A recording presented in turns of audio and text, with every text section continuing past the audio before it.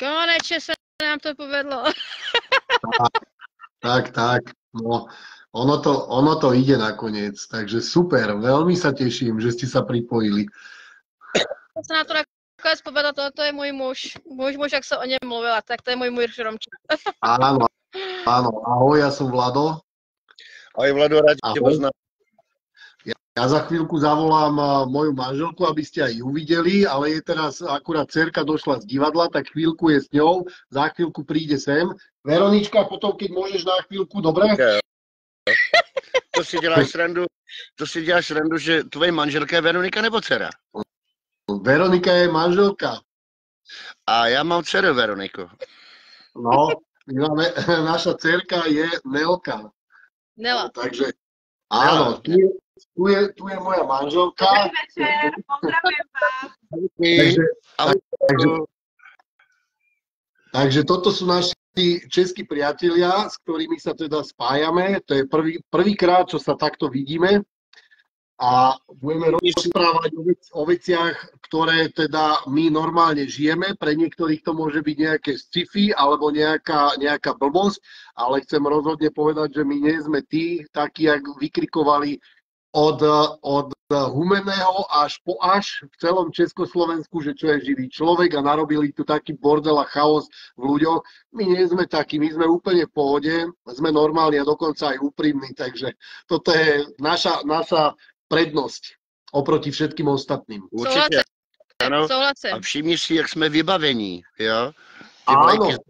Áno, perfektné. Niekto to tam videl, že vy ste úplne brutál. Jo? Áno. Svatou jitskou stuhu a ruský symboly.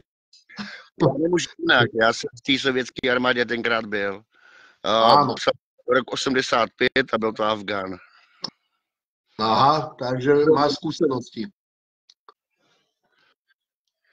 Takže jako proto jsem za Rusko. A navíc moje příjmení je Rusov.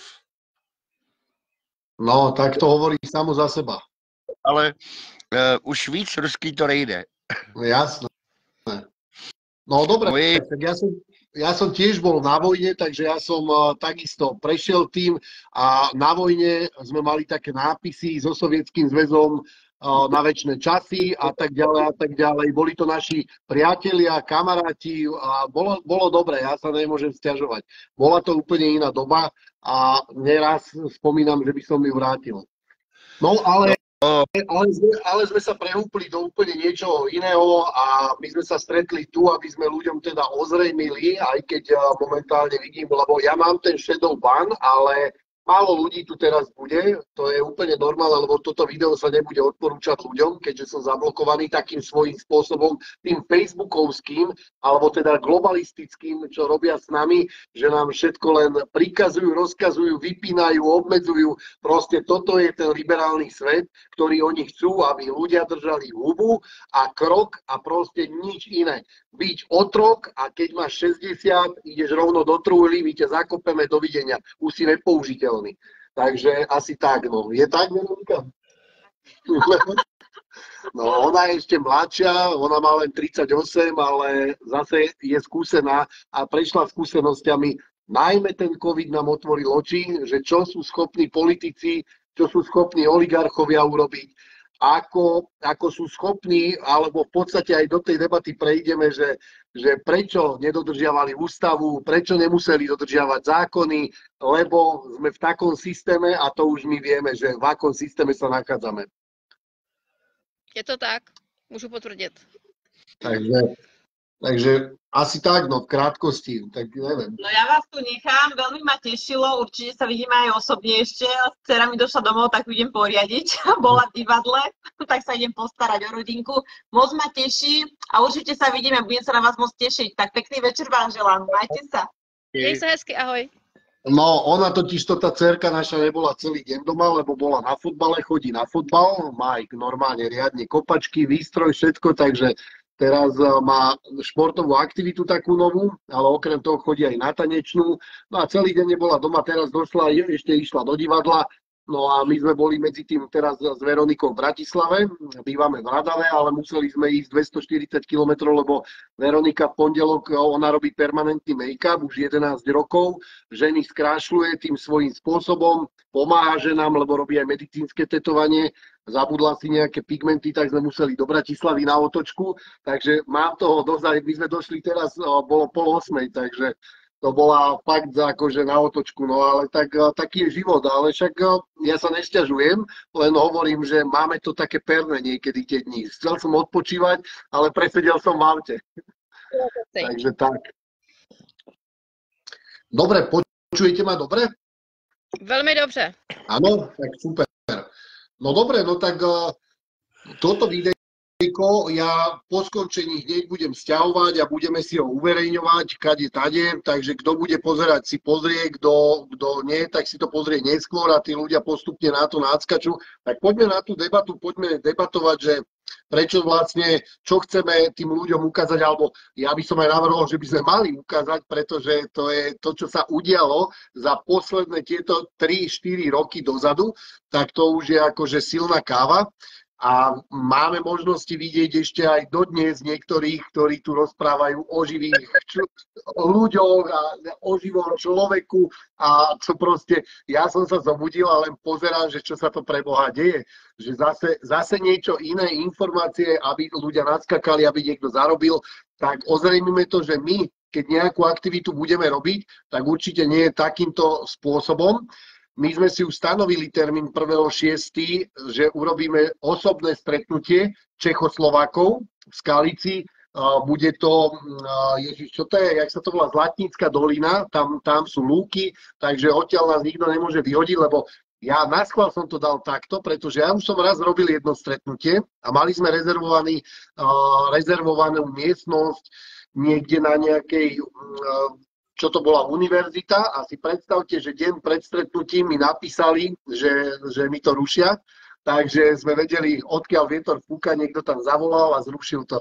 Takže budeme sa musieť, leto využijeme na to, aby sme tých ľudí niekde spojili. Takže aspoň 3-krát v lete, keď sa stretneme jún, júl, august, tak to bude úplne super. No. Áno. Takže skúsme, no vy máte skúsenosti, ja by som to ešte takto povedal, že ja mám vlastné skúsenosti, čo sa týka systému a najmä teda polície, exekútorov a ďalších týchto svinstiev, ktoré na ľudí oni skúšajú. Takže ja mám osobné skúsenosti, tých papierov už mám dosť v šuflíkoch, ale vďaka tebe teda ešte budem pokračovať, lebo som dostal od teba zase nejaké papiere a budeme pokračovať, budeme to ukazovať ľuďom, že ako je s nami narábané a prečo, pre aký dôvod, aký majú dôvod na to, aby takto konali. Proste budeme ukazovať len pravdu, nič iné. A ja chcem teda povedať pred všetkými, že nebuď otrok, osoba ani občan, pretože to je veľmi dôležité. Žij svoj život bez strachu a stresu, toto je veľmi dôležité. Nehrať sa na nikoho, ja tu nejdem nikoho presviečať, ani moralizovať, ja ukážem, ako ja žijem a kto bude chcieť, môže žiť takisto. Hovorím, je to život bez stresu a bez strachu. Hej, prináša to také úskalia, že človek musí niekedy zabojovať, ale je to s takým tým oduševnením, že proste nebojím sa trošku aj niekedy prekročiť rýchlosť, lebo striehnú na tých miestach, kde štandardne človek prekročí rýchlosť, najmä dole kopcom, stalo sa mi to, že je kilometrový dole kopec a človek prekročí rýchlosť a už tam spoza kríčka merajú a tak ďalej. Takže takéto veci sa odohrávajú a budeme to prinášať tým ľuďom, aby ľudia vedeli sa trošku spamätať z toho, že ako to v skutočnosti funguje a prečo a čo by mali vo svojom živote zmeniť. Asi tak, nie? Určite, súhlasím. Môže začať a skús teda povedať, že čo vás všetko postretlo, ako žijete vy vlastne, že ako to máte. Je to hodně, co nás postihlo, ale když... Taky se ptá, jak žijeme my. No právě, teď jsem to chtěla začít, děkuji. Lebo, pardon, ešte na chvíľočku, na minútku, lebo áno, ja už som hovoril o predchádzajúcom videu, keď sme sa nemohli spojiť, že život mimo systému nie je možný. Proste žijeme v tom systéme, aby si to ľudia nemýlili. Proste my hľadáme len spôsob, ako žiť ten svoj život. Ale naozaj ten systém je tak nadstavený, aby sme museli v ňom žiť, pretože moja manželka, keby nemala účet a potrebujem robiť nejaké platby a tak ďalej, komplikuje sa tým život, jej aj mne, ale hľadáme spôsoby, ako čo najmenej participovať na tom systéme a vlastne robiť všetko preto, aby my sme boli tí šťastní a nie ten systém. Takže asi tak. A máte to určitě podobně. Takže začnu tím, jak vlastně my žijeme, protože upřímně řečeno ve své podstatě, když vlastně z člověka se začíná stávat vlastně ta lidská bytost, ta skutečná živá lidská bytost, to dítě boží, tak si musí uvědomit, že s tím přijdou takové ty věci, že je to taky ztráta toho takového běžného komfortu, jako že prostě nemáte teplou sprchu, není to prostě standardem a my prakticky žijeme už 6. rok prakticky v karavanu. Jo, koupili jsme si před 6 roky, nás to prakticky vyhodilo z města. Doslova se nás to vykoplo a od té doby my tady na tom pozemku žijeme. Několik lidí u nás bylo, jo, prostě prakticky my teďko taky vidíte, že vysíláme prakticky pod stromem, tady nad náma je krásně zrostlý jasan, jo, který nám tady... Tam asi není vidět moc. Je to tam vidět právě, je to tam krásně nad náma. Je vidět, ano. Jo, to vidím. No, to vidím. Já tam vidím kousek jenom. No, ale jako prostě je to o tom, že na druhé straně tím, že vy se dokážete vzdát toho majetku, toho jakýhosi komfortu, který nás toho komfortu, tak je to na druhé straně osvobozující, protože všechno je to o té svobodné volbě, co já si můžu rozhodnout, jo. Takže ve své podstatě vždycky nějaká alternativa vždycky je. A navíc vás to ještě naučí to, že vy se začnete osamostatňovat třeba i v řemeslech. Jo, protože začnete se učit i spoustu nových věcí, dávám tam to úplně jiný rozměr.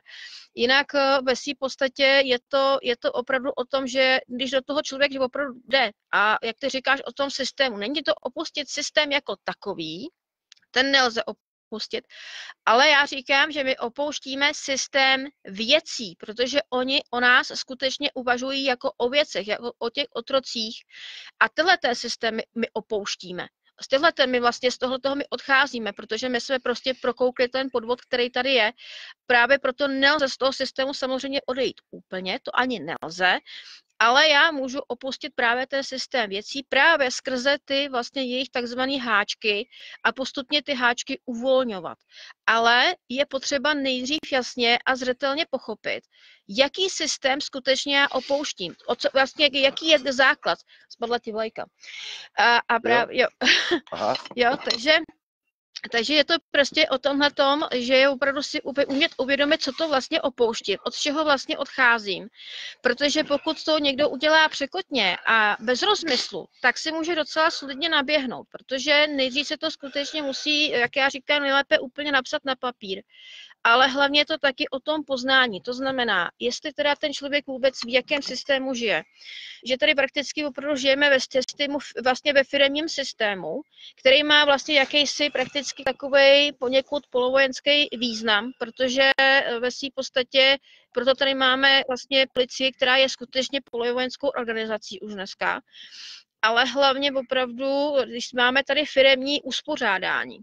Jo, a to je vlastně ten prezident, což je ten ředitel společnosti, vláda, to je ten management, potom tam jsou vlastně tyhle ty poslanci, to jsou takový ty náměstci, ty firmy, tajemníci a tak dále. A policie to jsou sekuritáci. A tak to víme. A k tomu se dostanu. Ale oni to nevědí. Ale je tady taky další věc a to je vlastně, tak potom tady jsou takový ty právní oddělení ty firmy a to je právě, že ústavní soud, nejvyšší správní soud a nejvyšší soud. To jsou nejvyšší instance soudu a vlastně ústavní soud by respektive měl chránit ústavu, ale protože my vidíme, co se tady děje, tak už víme, když to tak řeknu, tak prakticky i ten ústavní soud vlastně z české ústavy, nevím, jak je to u vás na Slovensku, ale tady si z toho vyloženě udělali trhací kalendář. Řekla bych něco horšího, ale nechci být prostě sprostá. Jo, prostě si z ní udělali trhací kalendář. Tam prostě už ve své podstatě tady už se nedodržuje vůbec nic. Oni prakticky už tady nedodržují ani vlastní zákony. Co teď, jak vlastně Romča zmínil vlastně policii České republiky, nevím, jak je to u vás. Já jsem teda třeba... To je stejný. No, já jsem třeba zjistila, že u vás na Slovensku údajně, nevím, jestli mi to Vlado vyvrátíš nebo potvrdíš, to nevím, ale údajně u vás policie má být právě, že u správu vlastně lesů. Jo, Slovenské republiky, že právě proto přijímají zelené uniformy. Já si jako třeba, co vím u německé policie, tak ta je vlastně skoupená BlackRockem. Ale jsou taky zelený. Jo, to sice ano, ale mají ty černé mundury, to tak, no. Jako ty mají ty vlastně taková, jak má ta urna, tak vlastně tyhle ty mundury, ty těžkoodence, to právě je znamení BlackRocku. A já mám podezření, že právě, že i tohleto se stalo i vlastně u české policie, protože má podobný i, podívejte se na Evropě, v Evropě, jak jsou podobný i ty auta. Jsou podobně prostě vyzdobený, když to takhle řeknu, jo. Čirá náhoda, jaká to náhoda, všude jsou vlastně SSHky, jo, to, co si budeme nalhávat, no prostě policie to nechce vidět. No na těch autech, no, to je pravda, no. Jo, a hlavně taky ještě tady další věc je to, že ani sami policisti se vlastně nezjišťují, kdo je zaměstnává. Hlavně samotní policisté neznají zákony. To je další věc, a jo. argumentují jenom tím, že to je to či ono, že to je prostě zákon o policii, ale ten je pro ně. Ano, ten je interní. Ano, tam je skutečně, jak má být ustrojený, jak má vystupovat, to je zákon o policii, jak má použít zbraně a tak dále. Jo, ale ve skutečnosti ani policie sama nezná, nebo respektive zaměstnanci neznají sami tyhle ty paragrafy. Jo, oni ani nevědí, jako že se mají vlastně identifikovat, jak jako když oni chtějí takzvanou identifikaci u nás, tak oni ani sami nevědí, co to ta identifikace ve skutečnosti je. Nevědí ani, co je to slovo totožnost. Jo, protože proto říkám, než začne vlastně ten člověk odcházet z toho systému věcí, tak je potřeba tyhle ty termíny znát. Tak a teď to Míla dobře popsala, já jsem teď tady našel tu jednu fotku, prosím tě, podívej se na to, je to dokonce psaný i ve slovenštině, jo, takže jako o tohle to nám jde. Není to tam bohužel vidět pořádně. Tam nebude vidět, no, nebude to vidět, ne. Jo, tak to je mi líto, ale tak to potom, když tak Míla pošle. Já to když tak A právě, že ve své podstatě, když už jsme třeba zrovna konkrétně u té policie, spousta lidí dělá totiž obrovskou chybu právě při jednání s policisty. Už to máš stejně vybitý.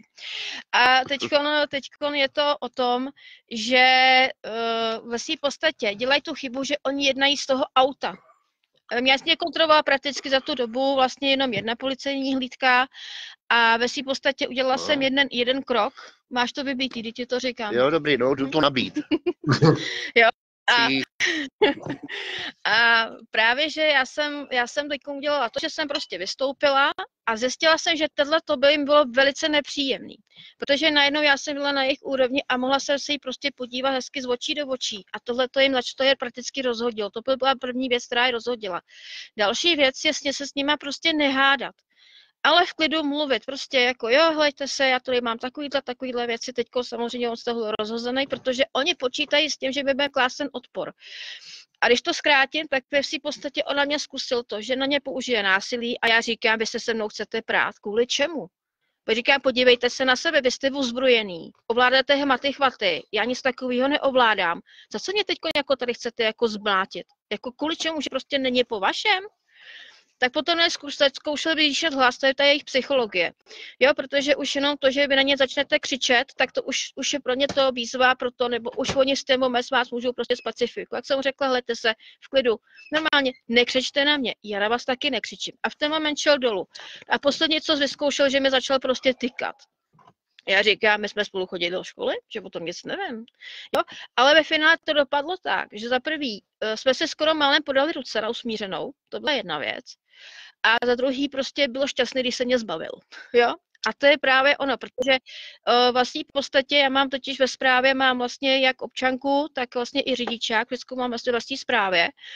A právě, že já jsem mu chtěla ukázat ty listiny, to prohlášení o životě, schválení ústavního soudu a tak dále, tyhle ty věci, což on samozřejmě nechtěl, jo, ale já jsem právě využila právě ty fenty, že to právě mám ve svý správě a já jsem mu to teda říkám, a teď jako, že skutečně on na tom trvá. A já říkám, jste se tím myslí, že na tom skutečně trváte?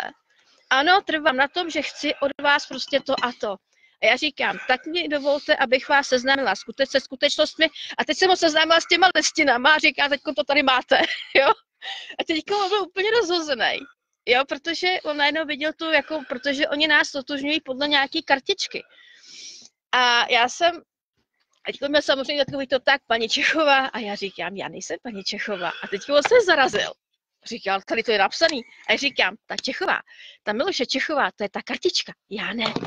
A to je to napsaný. A já říkám, já jsem to nepsala. To psala nějaká úřednice. A teďko nevím, co s tím má dělat. Ale to je právě ta komedie. A teďko vidíte tu schizofrenii v přímém přenosu. A takhle prostě s něma jednat, protože ono potom ono se tam něco potom něm jako, tak nějak jako i zlomilo.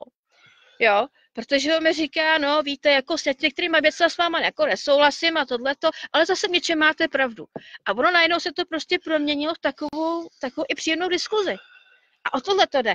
Jo, ne prostě si ty policajty stavět proti sobě, ale úkolem naším je prostě jim to vysvětlit, jít do duše a prostě opravdu popovídat se s nima o tom, tady jsou takový a takový problémy. Jo, ale hlavně jako chci tímhletím videem vyzvat, pokud to bude sledovat někdo, kdo u policie se prostě pracuje, tak se zamyslete nad tím, proč ve skutečnosti ministerstvo vnitra, ale nejenom ministerstvo vnitra, proč to jsou vládní agentury, proč mají IČO, protože proč nemá vlastně policie České republiky, proč tam není to státní, proč máme registrační značky, to všecko proto, protože registry mají pouze a jenom firmy. Protože kdyby tohleto skutečně byl stát, tak tady nemáme soudy, ale máme tady absolutně jiný uspořádání, nemáme kriminály, protože kriminál je ve skutečnosti depozitář. Jo, to je depozitář, tam prostě ukládáte něco, co je nepotřebný. A dozorci to jsou depozitářové, to jsou, jo, a takhle to ve skutečnosti je. Jenom ty lidi si prostě neuvědomujou, jim uniká ta souvislost, jo, nechápou, co se tady děje, protože si myslejí, to, co jim vlastně řeknou ty policajti, co jim řeknou soudci, tak vlastně, že tak to prostě je, protože je to všechno právě založené na jedné věci a to je právní domněnka, protože my se tomu máme pouze domnívat, že to tak je, ale nic tady prakticky není založený na důkazech, ty tady absolutně chybějí, a faktech, protože fakta musí být doloženy důkazy, skutečnými důkazy a pravdivými důkazy. A pokud to tady není, tak je to ve své podstatě všecko je to klam a lež. Jo, takže ve své podstatě, aniž by to vlastně ty zaměstnanci u té policie tušili, tak oni zastávají ten klam, přitom oni mají být zastánci toho práva. Oni mají prosazovat právo, ale ani to právo neznají. A když oni ho neznají, to je potom těžký. Jako. Jo, ale ve skutečnosti, když to vidíte, tak opravdu prostě ty dobrý policajti, ty už prostě odešli, ty už tam nejsou. No, ty kovaný, no, ty už tam nejsou. Ty prostě ty zdrhli, ty práskli do bod. A dneska tam jsou prakticky mladí kluci a mně to spíš přijde, že to jsou vlastně kluci, kteří se tam prakticky přišli poprat. Že vyvolávají jenom konflikty. Ale to je právě ta škoda. Jo, protože mně to přijde, že dneska opravdu ta policie přijímá absolutně kde koho. A to je to škoda, protože zase na druhé straně nevíte, jako na koho potom můžete skutečně natrefit, jo? Protože jako těch průšvihů začíná mi skutečně i ta, nevím jak u nás, ale ta česká policie tady začíná mi docela dost průšvihu. Ale to jsem trošičku odběhla. Jo? Takže je to opravdu rozsáhlý téma. A to je teď třeba to téma té policie. A právě naším úkolem není ty policajty vyprovokovat třeba blbejma značkama. Někdo prostě jde a udělá si značku. To je, jako za mě je to úplně nepodstatný, protože i tu značku si můžu vzít do té zprávy. Tak jako techničáky, všecko je v mý zprávě, i ta značka, protože já jsem ji totiž zaplatila. Přesně tak, zaplatila jsem ji na registru. Takže ve podstatě je moje. Jo? Akorát jako prostě je to potřeba se to takhle nějakým způsobem ošetřit, ošéfovat, protože ve své podstatě spousta lidí třeba technická. Proč mě stopli? Byl důvod je ten, že prostě mám propadlou technickou na autě. Ale ještě je tady taková další věc, jo. Já jsem se tu tak jako zamyslela nad jednou věcí. Já nevím, jak vy, když jste dělali řidičák, teď nemyslím jako jenom tebe, ale jako to je teď mluvím k těm lidem, kteří si potom to video sklídnou. Já nevím, ale já jsem chodila do autoškoly. Ne do školy motorových vozidel. To se dneska takhle jmenuje? No je to autoškola, jo, protože všude vidíte autoškolu nebo dokonce jsem někde viděla třeba nápis láska k automobilům, je to automobil, ale když vás zastaví policie, tak vás zastaví, protože je to kontrola motorového vozidla, jo. Já nevím, ale to může být... je to silniční kontrola. Je to silniční kontrola, ale oni říkají, že chtějí jako kontrolovat vlastně, že jsme provozat, to máte třeba i vlastně, když jsem se třeba handrkovala vlastně z ČKP, tak oni právě, že tam zase mají, že jsme provozovatelé motorových vozidel. No jo, ale to může být ale motorový kolečko, jo. Jo, i na elektrokolo to může být prostě, to je taky motorový vozidel, taky to má nějaký motor. Obyčejně oni to jako říkali, to je jako silniční kontrola, tak asi to silnici kontrolují. No a asi nejpíš ta silnice, ale opravdu s autem to nemá nic společného. No a Vlado, kolik je let? 51. Mně je 59, to znamená, že si určitě pamatuješ, jak to bylo s autama za bývalého režimu. Jasně. Technická kontrola neexistovala jenom při převodu auta. Tak, áno, presne tak. A oni si teď z toho vlastně udělali de facto zlatý důl. Ano. A to v tom prostě samozřejmě i ČKP, to znamená Česká kancelář pojistitelů, u vás to nebude jiný. Ano. A tam dělávají těžké miliardy. Ježišmarja. Kam jdou ty peníze? Máme dokonce kamaráda, kterýmu byl státem vymazaný dluh. Ano. A nejenom jenomže, když potom někam jel, měl Volvo SUVčko, ono by se chtělo říct, že to je bytelný auto, ne, bývalo. No jo, jenomže v tom autě mu vlastně doslova explodovaly, jak powerbanka, tak i vlastně ten připnutý ta kamera, jak se jí připínáš, tomu tam explodoval a on sám jako říkal, že byl jako vypnutý. Přeletěl s tím přes nějaký přejezd železniční, no z toho auta prostě moc nezbylo. A že to je SUVčko. A že to je veliký auto. Já jsem ho viděl, my jsme tam u něj byli a oni ho chtěli prostě zabít. To se jim nepovedlo. Jo, byl dobitej jak pes, ještě je, ale my jsme mu taky, nebo Míla mu jako hlavně jako masérka, že? Tak mu hlavně poradila, co s tím, protože on neměl rameno. Ale i takhle to může být. To jsem chtěl tady tím jako říct, jo? Že... Předběh svou dobu. On byl příliš brzo, ano, on byl příliš brzo. A ty lidi, kteří začali s lidskou bytostí před 10 lety, tak už ani nežijou. Tak dneska už nežijou. Přesně tak.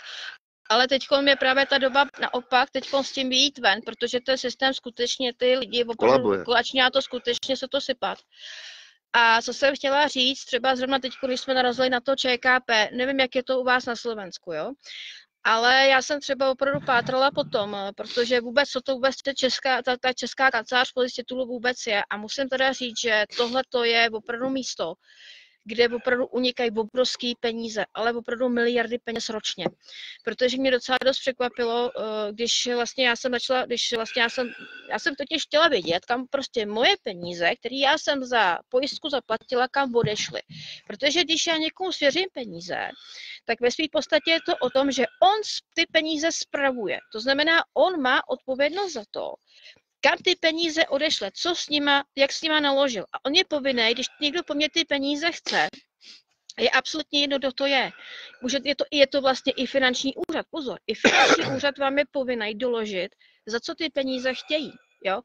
A můžu vám říct, ono najednou s tím mají obrovský problém. Ale teď se vrátím s tím tomu ČKP. A já jsem prostě po nich chtěla, aby mi doložili, jak s těma penězma naložili. Protože mě totiž za celou tu dobu prostě co jezdit, tak jsem neměla jedinou havárku. A vlastně ve své podstatě jsem si říkala, ale kam mi odešly ty peníze? Co s tím jako, jaký já mám vlastně benefit z toho, že já tady prostě platím takovýhle peníze. A teď potom najednou já jsem třeba pátrala potom ČKP a prostě teď mi tam vyběhlo několik různých článků a všechno možného. A najednou mi tam ve své podstatě vyběh článek, kde se ČKP chlubilo, kolik má pojištěných aut, nebo respektive jeden konkrétní člověk se tam tím chlubil, kolik už mají pojištěných aut. A když jsem to vlastně spočítala vlastně s těma pojistkama, který jako nabízejí takový ty základní a spočítala jsem se to, tak mi normálně opravdu mi upadla čelist až na podlahu a já říkám, tohle není možný. Ještě jsem to přepočítávala několikrát, jestli fakt vidím jako dobře. jestli mě nešálí zrak. A zjistila jsem, že to jsou opravdu ročně desítky miliard korun. Miliard korun, no. Vyloženě miliard. Kam jdou? Ale kam jdou ty peníze? A tohle to právě... Na nehody. Tam jsou vypláceny miliony, ale ne miliardy. Přesně tak, jo. A oni dokonce samé, když jsem si najela potom právě na ČKP, na stránky, na jejich stránky, tak tam opravdu vyběhlo to, že oni za 20 let, pozor, za 20 let od roku 2000 až do roku 2000, myslím, že snad 21 tam je. Dokonce je to starý záznam. Takže oni zaplatili 4,5 miliardy zhruba, plus minus. A já jsem si říkala, ale kde jsou ty miliardy, co oni vybrali za těch 20 let? Když to jsou už stovky miliard. To jsou tisíce miliard. Já říkám, jako moment, tak oni tady po nás chtějí peníze. A pořád se to zvyšuje. A pořád se, ano, neustále to zvyšujou. Já říkám, kam ty prachy odešly. Ale pozor, zajímavý je to, že ČKP, konkrétně na ČKP jsou navázané další 2 firmy, které sídlejí na stejné adrese a figurují tam stejní lidi. Jo, protože u nás ředitel ČKP je Jan Matoušek a další člen tam je, vlastně tady tam hodně vlastně figuruje takový Dušan Kujs. Dušan Kujs je generálním ředitelem Allianz pojišťovny. A musím říct, že je to docela i zajímavé si najít vlastně stránky, kde se o něj píše, o jeho životopise. Je to hodně zajímavé si to pročíst. Je to fakt teda síla. Jo? A ve své podstatě Allianz pojišťovna totiž je pojišťovna, která pochází přímo z Ameriky. Takže hádejte, kam ty prachy jdou. No. Jo? To je... A potom ale pozor. To není jenom to. Ano. A potom je tady ještě jedna, ale taková, když to jsme u té české kanceláře pojistitelů, protože ona má sesterskou vlastně firmu, tak to je Česká asociace pojišťoven.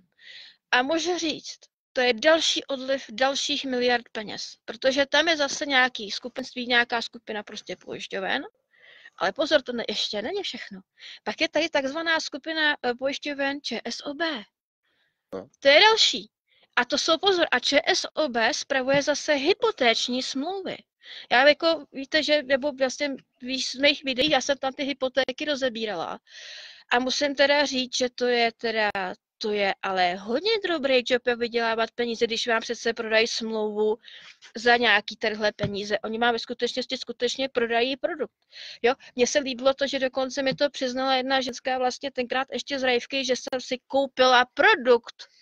A pozor, když vlastně teď jak to prostě ta moje kamarádka řeší, tak jí tam přišlo to, že její smlouva byla vlastně předána na rizikový obchod.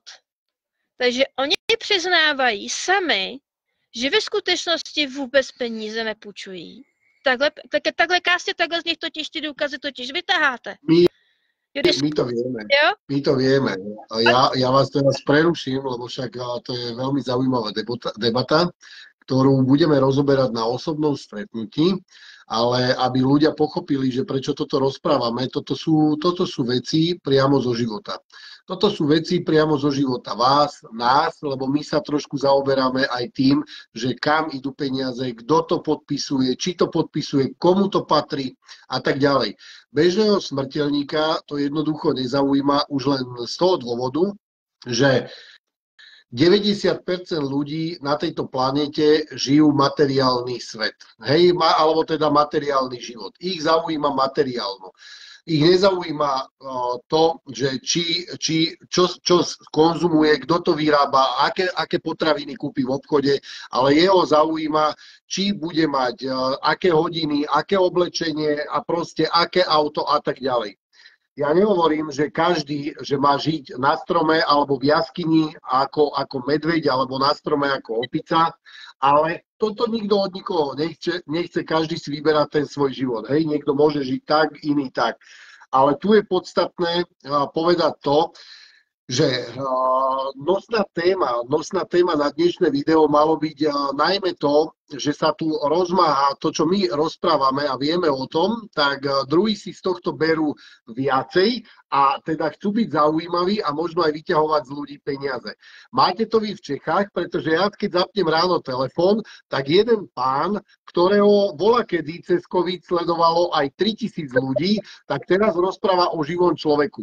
Skúsme napraviť ľuďom, prosím vás, skúsme spoločne napraviť ľuďom, že to, čo trepú títo ľudia, krížom krážom. U nás to boli takisto niektorí ľudia, ktorí sa hrdo búchali do prs a hovorili, že ja som hrdý Čechoslovák a dajte si živého človeka, lebo to vám pomôže, tieto papiere vás oslobodia od všetkého, neplatte nikomu nič a správajte sa k policajtom jak hoveda. A toto viete veľmi dobre, že toho človeka z Čiech je veľmi známy. Jeho meno momentálne je sám, všetci od neho odišli, jeho aj vytiahli niekde z auta na diaľnici, to som videl, že mu rozbili okno a on práve, to sú tí ľudia, ktorí tu tvrdia, že živý človek, že sa má správať jak buran, jak sprostá nejaká osoba, ktorá vlastne ani není kompetentná vysloviť normálne súvislú jednu vetu, len to, čo počul, a ja viem, že počul aj od teba, a veľa ľudí od teba napozeralo, napočúvalo a viem, že si mi prezradila, že veľa ľudí ťa aj požiadalo o nejaké informácie, čo sa týka živého človeka a to vlastne evokuje vo mne taký vnútorný hnev alebo taký nepokoj, že títo ľudia nám škodia a robia vlastne z nás úplných debilov a ľudia na nás potom pozerajú, že preboha, že to čo má znamenať, že toto sú tí živí ľudia, takto sa správajú, ako ten pán no nechcem to povedať, ale toto je vlastne na škodu nás všetkých a ja som chcel týmto povedať, že by sme mali ľuďom ukázať a hovoriť tú pravdu, že toto nie sme my, pretože my sme mierumilovní, my len poukazujeme na to, že sa nám nepáčia niektoré skutočnosti, nepáčia sa nám to, že nás zaťahujú niekde, kde ani my nechceme byť, že sme tam nedobrovoľne, či už, hej, že sme sa narodili a dostali sme rodný list, potom nás na silu dali do školy, aby nás naprogramovali a potom dostaneme občiansky preukaz, kde to v podstate pokračuje, kde sme sa stali už definitívne systémovým otrokom, občanom a proste toto takto má ísť, takto sme naučení, ale my to odmietame. Ale neodmietame to, alebo nechceme robiť také veci, ako robia niektorí títo Čechoslováci v úvodovkách, ktorí sa bijú, že akí sú oni hrdí a spájajú stále Československo. Ja vám niečo musím povedať. Ja už sledujem plné 3 roky, ako sa spája Československo krížom krážom a všetci vyberajú len peniaze od ľudí, aby sa nabalili, aby si kúpili auta, Lexusy, Bavoráky, aby si žili svoj komfortný, hnilý život, pretože sú leniví chovať sliepky, kozy a vyrábať z toho syr a predávať vajíčka. Najlepšie je oklamať ľudí a najideálnejšie prostredie bolo toho COVID.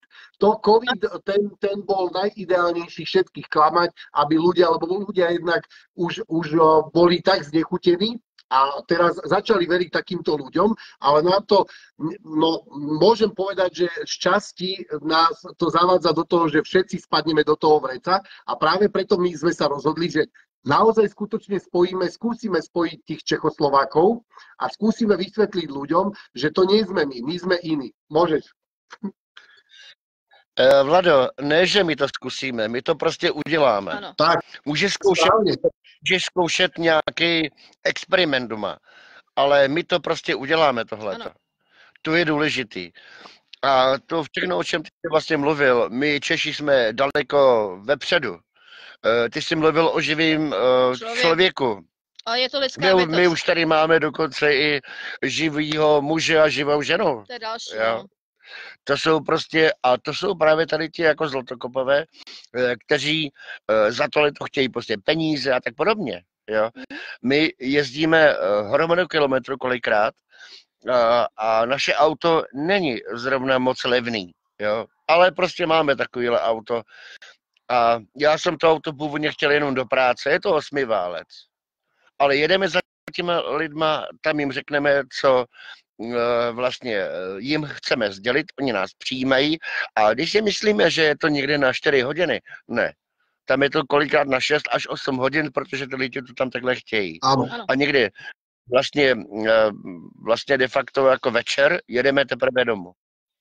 Dalších 260 kilometrů zpátky. Ano. Ale kdyby oni, ty lidi, měli zaplatit všechno, tak se nedoplatí. To je nesmysl. Jo. Prostě ale my tam jedeme s tím, že jim chceme předat ty naše zkušenosti, které máme, aby věděli, že nejsou tak bezradní a že existuje z toho cesta ven. Presne. A to je tak. Věděli, že v tom nejsou sami. Ale my nehlásáme nic, čím by jsme sami neprošli. Přesně tak. A to je to důležité. Vím, že na Slovensku byla nějaká Bauči, jo. Ta něco hlásala a nevím, už o ní není ani slyšet, jo. A tady je hromadu takových vlastně hrdinů, kteří ale ničím neprošli. Oni hlásají to, co zažili druzí. Ano. Ale sami neprošli a tím pádem nemůžou ani těm lidem pořádně poradit. Ano. Potom ty lidi na to doplácejí. A to mi vadí. To mi opravdu hodně vadí. Že spoustu lidí takhle dostali opravdu do velkých problémů. A těch lidí je celá jako řada a ve svým podstatě dokonce ještě potom se najdou tací lidé, a to se mi stalo opravdu nedávno, že ve svým podstatě někdo na tom těží, ale potom je klidně nejsou vůbec, jako jim není sprostý prostě mi napsat, že když to dělám pro lidi, takže bych to měla jako dělat zadarmo. Jo, to jsme zkusili. Ale oni, jako já jsem to už zkusila několikrát a jenom mě to dokonce málem zničilo prostě po fyzický, psychický stránce, že to jenom brali. Jo, a pak jsem zjistila, ne, zadarmo prostě to být nemůže a opravdu jako je potřeba vrátit nějakým způsobem tu energii zpátky. Nemusí to být jenom peníze, ale prostě vrátit tu energii.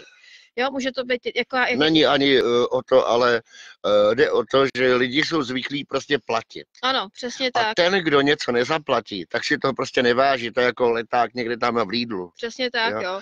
Ale vůbec netuší, že ten člověk, my jsme to dávali zadarmo, tyhle ty listy, jo. Ale Míla tady nad tím vlastně ležela jako týdny, měsíce, jo. A teď jim to dáš prostě takhle gratis, jo, v pořádku. Tak to vyhoďte, jenomže jim vodí to založit do šuplíku a vůbec to nepoužijou. Přitom je to trápí. Nebudou to, anebo to zpeněžej, jo. Nebudou to prostě studovat. A tyhle ty lidi prostě k nám nepatří. Ale to si vyberou sami, ne my. My je nebudeme kastovat. To si ty lidi vyberou sami. Přesně jak jsi zmínil, třeba jako za toho covidu. Ano. Jeden můj kamarád z práce, protože jsem zaměstnaný v Německu, tak mi jako říkal, že těm Němcům, který vlastně, když tam někam přijede na firmu a ani mu nedovolí jít na záchod, tak jim tam říká, jo, vakcína macht frei, vakcína osvobozuje. Jo? Takže vlastně jako těch lidí je tady opravdu hodně, který prostě k nám nepatří. A navíc, když vlastně mám trošku jako zabrousit do minulosti, tak co vlastně řekla ta vědma? Sibylla. Ta Sibylla. Vědma Sibylla řekla, to už je dlouho. Čechů zbyde tolik, kolik se vejde pod plachtu cikánského vozu. To znamená, že nás zbyde velice málo. A s váma Slovákama to není jiný. Jenomže my tady to nezastavíme. My můžeme akorát tak, a to je velice důležitý, ty lidi sdružit dohromady, ano, aby o sobě věděli. A to je jedno, jestli staví na Slovensku a jestli jsme mízeny v severních Čechách. To je absolutně jedno. Ale už o sobě víme a to je důležitý. To je ta podstata. A půjdeme dál. A budeme dál samozřejmě, jak se to říká, prostě koukat, aby jsme byli. Ano, jak to říkal Verich. Jak to říkal Verich, jo. No a teď vlastně je rozdíl právě v tom vlastně ve své podstatě, když se vezmu tady ty lidi začali vlastně hlásat, já jsem občan, jo, a říkali, ani ty lidi vůbec nevědí, co to je, já jsem živý člověk, jo, a nám Vladovi pad, jo, dobrý. A právě, že najednou mi to přišlo, že oni buď to mají jako mantru, jo, ale ve své podstatě oni ani neznali, nebo ani neznají význam těch slov. Jo, protože ve své podstatě být občanem, pozor, občan, a to je z anglosaského práva, protože jak studuju vlastně to boží právo, tak v anglosaském právu je krásně napsáno to, že občan je totiž je to otrok, který má povolenku k pohybu po obci. Proto máme ty občanský průkazy, to je povolenka, to je vlastně jako ta známka, co mají ty pejsci. Jo, pejsci na tom obojku, tak tam mají napsáno, odkud jsou, tak to je ta občanka, to je taková známka, odkud jsme a kde jsme uskladnění a tak dále. To je vlastně být občan, to je jedna věc. Živý člověk, to je další prostě nesmysl a já tomu říkám, že to zní úplně stejně hloupě jako umělá kytka. Že přece ještě kytka je ta živá, protože stejně jako samozřejmě odkvete, a odkvete proto, aby zase mohla rozkvést. Jo, a to samé je vlastně nesmysl vlastně živý člověk, protože člověk totiž původně pochází z hebrejštiny, human, je to, když se přečtete právě článek v kanonickém právu božím talmudské právo, tak tam právě je to krásně rozebraný, protože první je, myslím, že abumán, což je vlastně nějaký prostě takový opravdu podřadný otrok, který má opravdu hodně nízkou mysl. Potom je human, to už je vlastně něco, co je tam vyšší mysl, je to taková ta nízká duše, oni to popisují jako nízkou duši. A pak je tam ještě jedno postavení a to jsou ty nejvyšší, kterým prakticky je dovoleno být těmi vládci. Ale pořád je to otrok.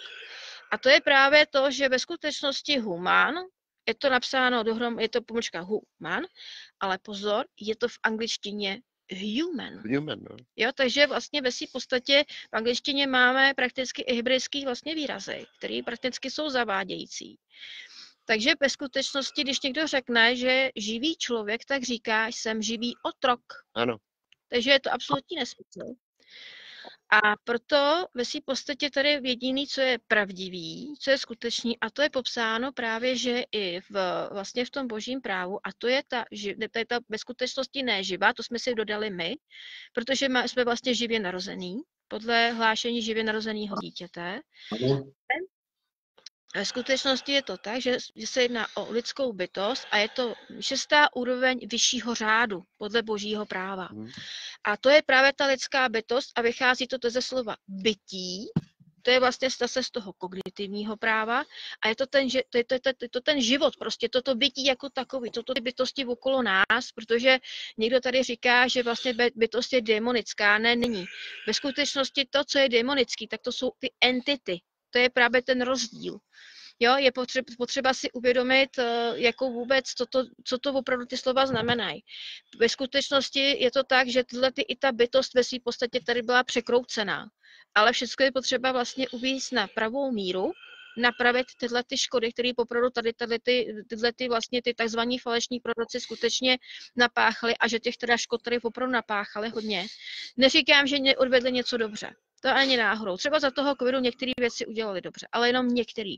Ale co se týká lidské bytosti, tak tam nasekali doslova paseku úplně naprosto neuvěřitelnou. Už bylo vlastně za komunistů. Přesně tak a bohužel třeba zrovna, jak si tady třeba zmiňoval toho pána, tak já si myslím, že co se týká, a teď si vypůjčím slova mýho muže, tak to je to, že přesně takovýhle pánové nám sedí v tom parlamentu a v té vládě, protože čekají na to, že jim takhle strčí ty notičky. Tak to přesně je ten pán, jo, protože teďko se třeba viděla video, že vlastně ve své podstatě prosazuje boží zákony, ano. Což je absolutní blbost. Ano. Jo, boží zákon neexistuje. To je jedna věc, protože ve skutečnosti existuje právo a tady už je vidět, že ten dotyčný to ani nestuduje. Že to nemá ani načtený, že to vůbec nestuduje. Tady mu prostě někdo něco strčí a on to prostě papouškuje. A tohle to mi vadí. Mně nevadí, že on ty kanony prezentuje. To je v pořádku. Ale neprezentuje je správně.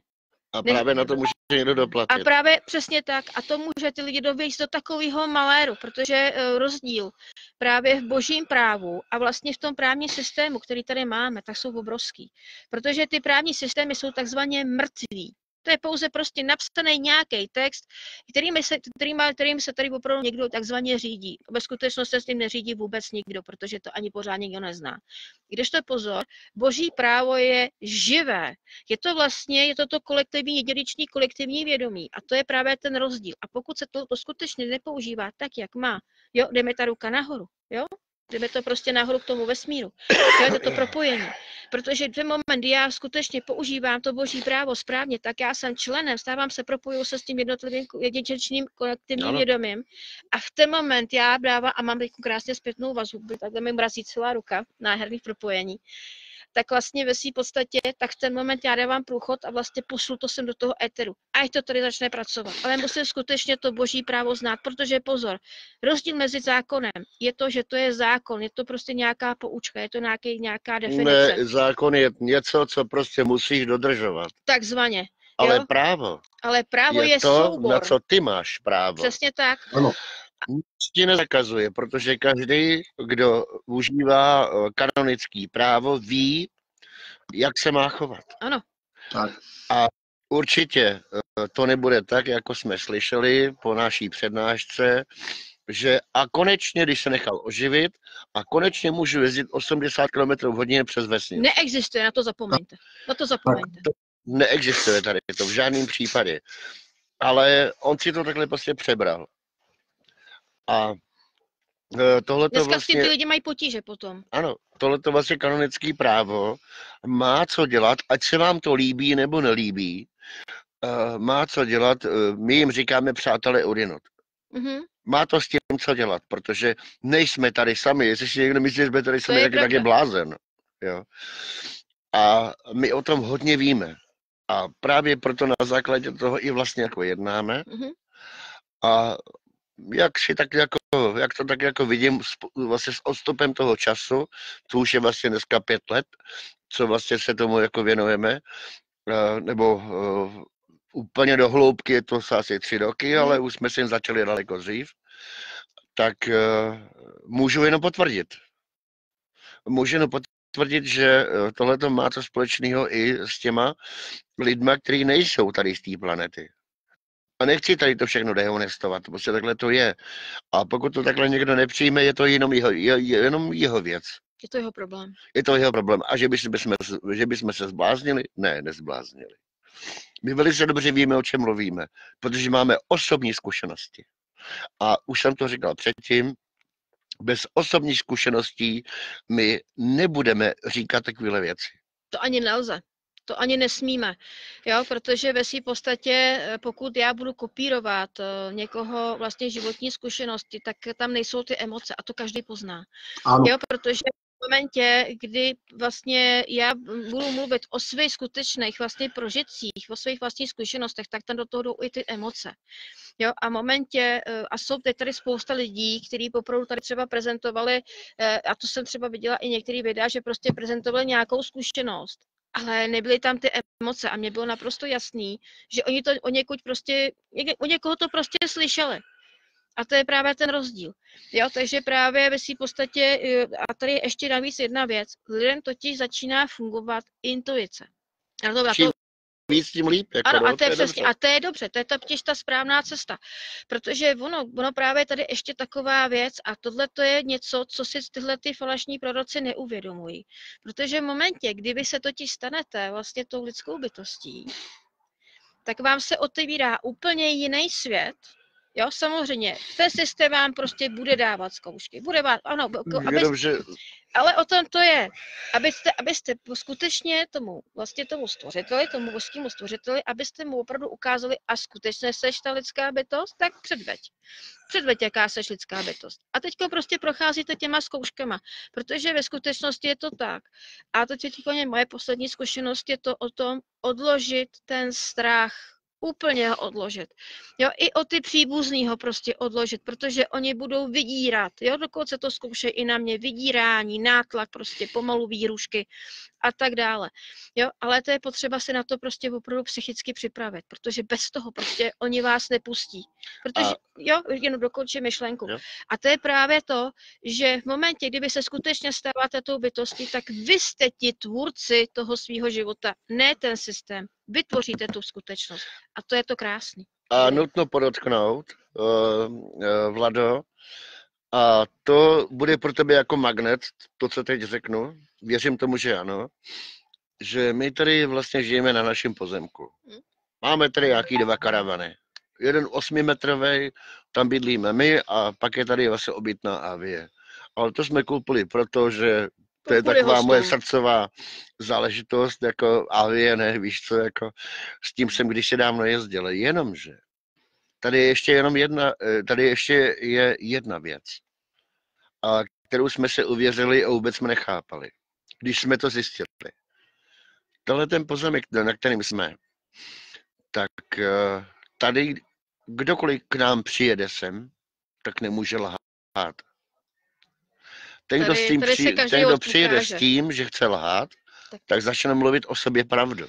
Aniž by chtěl a my jsme se tady s tím setkali už mockrát. Byla tady radní z Prahy a tak podobně. Tady bylo lidí. Ta se tomu bránila, jak mohla. A stejně to vyplavilo na povrch. Stejně to prostě všechno vykecala. Tady se otevřel lidé i alkoholismus. Ano, je to pravda. No. Některým se tady otevřel alkoholismus a plnou čáru. Několika lidem. Ano. No, poslední byli ty vlastně z těch Strakonic. Jo. Tak ten tady jel kaši jako hned pěkně jako v 10 ráno, nebo kolik to bylo. A tady v té pravdě my vlastně žijeme, že žijeme v pravdě. Nemůžeme tady lhát. Já nemůžu přijet domů, protože jsem šofér kamionu v Německu a buď jsem vlastně venku týden, anebo 14 dní. Jo, to je, jak si vyberu, to je na mě čistě. A já nemůžu přijet domů s tím, kdybych byl že nějakým způsobem nevěrný. Já nemůžu jako říct, jako hele, všechno v pohodě. Já bych tady vlastně vykecal úplně všechno. To, co pravdou je.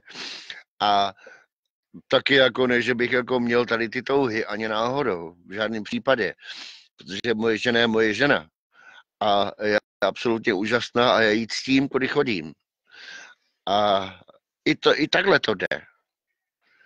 Jo, že my víme, že tady ten náš pozemek bude nějakým komunikačním centrem. A jak se tak zdá, tak se to i naplňuje. Ale tady tu informaci máme tak možná 3 roky zpátky. Mm-hmm. V té době jsme vůbec netušili, jako, jak by to mělo být. Dneska už víme. Dneska už to začínáme chápat. No. A předávám slovo. Jo, takže ve svým podstatě opravdu je to o tom, tady aspoň vidíš sám, Vlado, kam až to směřuje, ta lidská bytost, jo, protože to není jen o tom, co se děje tady, proto říkám, je to potřeba, a už to říkám delší dobu, je přestat přemýšlet pozemsky, ale přemýšlet právě nad pozemsky, protože opravdu my se tady placáme prostě v nesmysle. A to je právě to, že ve svým podstatě mě to dokonce přijde, že tyhle ty takzvaní falešní proroci, že jim tenhle ten systém dokonce vyhovuje. Ano, samozřejmě, protože v momentě, kdy totiž ten systém skončí a prostě on skončí, a to je potřeba si uvědomit, tak i moje úloha i v něm taky skončí. Ale přijde zase jiná úloha, ale o tom to je, že to ten vývoj. Jo, taky přestanu jednou lidem vyprávět o lidský bytosti. A je to naprosto přirozené, když je to pod dokola. Jako koho by to bavilo pořád dokola mluvit o jedný a ty samé věci. A já prostě mám ráda změnu a změna je prostě život. Tak hurá do něj. A nesnažme se tady prostě lpět na tom, že ve svým podstatě je to o tom, ne, já tam mám ještě nezapalovač. Nedělej mi tady to. Bude plný vosku. Jak se s tím jo, takže ve svým podstatě... Já ji miluju prostě. A to řeším, teď to znáš. Jo, takže o tom to je prostě, jo, já i třeba si vyřeším i obravu cigaretu, jo. Už můj muž nefunguje zapalovač. Jo, ale o tom to je o té kreativitě. Ale hlavně nebrát všecko prostě vážně. Je to opravdu všecko hra. Jo, a oni nám to opravdu ty exekutoři nám to ukazují, soudci nám to ukazují, jo, a prostě když to vezmu tu poslední událost, tak to řeknu asi takhle, já to jako, a potom jako fakt na to natočím video, protože když to tak řeknu, tak takový, když to tak řeknu, Honzíček vlastně žaloval Marušce, že mu Hanička rozdupala bábovičky, jo, takže asi takhle to jako zkrátím, jako aspoň lidi jako potom uslyšejí, jako opravdu o co se jedná, protože tady jak potom krásně vidět, jak ty procesy jsou skutečně vykonstruovaný, jak jsou tady vykonstruovaný dluhy a tak dále. Je to fakt krásně vidět a to je právě to, že oni prostě jenom hledají teďkom, já jsem pochopila jednu věc, oni prostě jenom hledají prostě tu cestu, jak je prostě zastavit. Jo? A ve svým podstatě se mě snaží natlačit někam. A já jsem si potom dneska ráno, já jsem si prostě tady něco dělala, tak jsem si taky přemýšlela a já jsem teďko mi tam najednou naskočil takový krásný obraz. A určitě většina z vás zná právě ten film vlastně s tím Zdeňkem Štěpánkem, Jan Hus. A teď jsem tam viděla přesně ten obraz, kdy prostě on tam byl v té kostnici už zavřený prostě před tou popravou. A teď za ním tam chodili vlastně ty jeho, i ty, co ho odsoudili vlastně, tak podepiš, zachráníš se, podepiš, jo. A říkám, ale to je to samý? Já vlastně teď jsem v té samé situaci. No, tak tady s tím, jako máme v té vlastně naší telegramové skupině nějakou Gáběnu, ano. Která tam právě zítka přirovnala právě k tomu Janu Husovi. Jo. Ona je trošku jako hodně jako ujetá, taková trošku jako víc ujetá, že vůbec jako nechápe tady ty souvislosti, které s tím jsou, a že by jako Žítka jako dávala jako za nějakého takovýhle hrdinu, no tak to je absolutně Jan mimo. Hus byl jenom jeden. Jan Hus byl jenom jeden a víc taky, jich tady nebude. ale ona ho takhle vidí, ona je prostě vyloženě fanatická, už taky asi by bylo dobrý to taky říct, jako. A tady ten systém, který vlastně je, tak ten je nám vlastně de facto namluvený. Oni si k tomu připraví vlastně policii, oni si k tomu připraví zákony, jde to tak postupně a pomaličku. Nenápadně. Ale víš co, Vlado, mně se líbí ten váš Fico. On řekl úžasnou věc. On řekl na to, aby byl Rus na kolenou, tak si chce zavázat kaničku. Tak, presne. Ale to je skutečně bomba tady to. Je to frajer, protože to si budeme vyprávět. Kdyby byl pořád za Rusko, tak se taky může stát, že zemře. On ví, on vyloženě kličkuje. Hraje na hraně žiletky. Tak. A on to moc dobře ví. A kdyby byl prezidentem Harabin, bylo by to ještě lepší. Jenomže to je právě to, čemu zabránili. Oni prostě zvolili pro ně menší zlo. A to je Pellegrini. Ano. Harabin by byl lepší. Jako. Ano. Proto taky ještě, když se teď tady právě, že nakousl Romča právě teď ty politiky, tak teď zase vezmu ty naše politiky, já tomu říkám herce, respektive dokonce já jim říkám, že to jsou naši terapeuti. A já dokonce říkám, to jsou hlavně terapeuti těch, kteří neustále věří tomu, že volby něco změní. No a přitom promiň, že tě do toho skáču, pomoz mi, Petr. Já nevím, kterýho Petra myslíš. Je to Slovák. A dělá ty přednášky. Byl poradcem českého prezidenta. No. Staněk, ano, Staněk.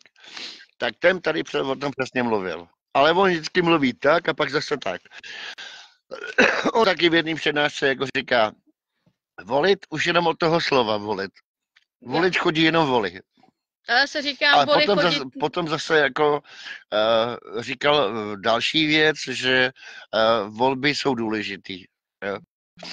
Ano, v tomto systému prostě jsou asi ty volby důležitý, aby jsme porazili ty, který chceme porazit. Ale a u vás na Slovensku volby musely být nastaveny to bylo jinak. úžasný, ne, na Slovensku to bylo úžasný, že tam volila vlastně Bratislava. Ano. Že volil i celý venkov. A já miluju slovenský venkov. Já jsem na Slovensku jezdil párkrát s kamionem. A já slovenský venkov miluju. Opravdu, že jo. Tam jsem si koupil ty nítě a až tam přijedeme k vám, tak tam chci mít 2 balíky nítí, kilový balíky. Já samozřejmě, že jako zaplatíme, protože mně se o nich i zdá. Ne, že by jako neuměla. Jako umí dělat nítě. Ale ovčí sír, že když už jednou pojedu na Slovensku, prosím tě, Vlado, tak mi to tam někdy nějak sešeň, já ti to zaplatím excelentně, to se nemusíš bát, protože víš co, tady to je pro mě to slovenství, já uznávám Slováky, já si jich cením, já se vás cením za to, jací jste, my jste byli vždycky takový nevýrazní a že vaše historie není tak dlouhá jako naše, to je jedno. Ale... Protože procházejí tím, či procházejí. Ale teď jste prošli tím, čím jsme prošli my před x lety. Ano. A teď je to důležitý. Ano. Víš sám dobře, že my jako národ kolabujeme. Ano.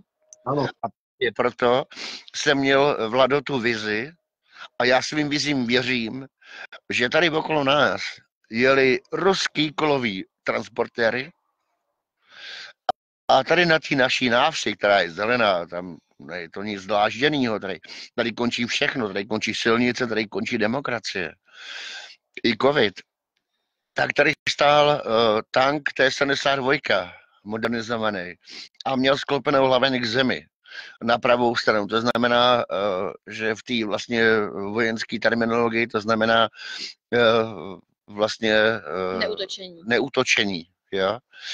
A věř mi, že tohleto se všechno do puntíku vyplní.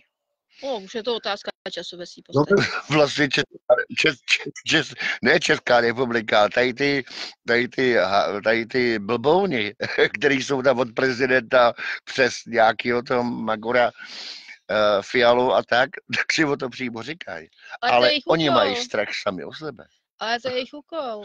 No, však je to tak, asi zoberte si tú vec, že posledné 3 roky, koľko ľudí sa snažilo nejakým spôsobom preraziť aj cez toho živého človeka a cez všetky tieto veci a nás tá energia nejako nespojila, ale stalo sa práve teraz. A ja vždy verím proste na to, že ako to všetko existuje, pretože ako som ti už spomínal, tak mňa zaujíma aj ten jemnohmotný svet, pretože žijeme v nejakej prítomnosti, to je hrubohmotný a tak ďalej. Hej, či sú to anjeli, duše a ten stvoriteľ a všetko proste, ako funguje, to človeka by malo zaujímať. Malo by to zaujímať každého, že kde sa nachádzame a tak, lebo jedna vec je to, že áno, žijeme, ale my nie sme preto, aby sme živili oligarchov a politikov, ale aby sme žili svoj život. Aby sme boli v tom živote nejakým spôsobom nápomocní, aby sme si pomáhali, aby sme boli naplnení láskou, šťastím, aby sme to dokázali aj rozdávať, pretože to, čo príjmame, ak ja budem nešťastný, tak urobím aj svoje okolie nešťastné.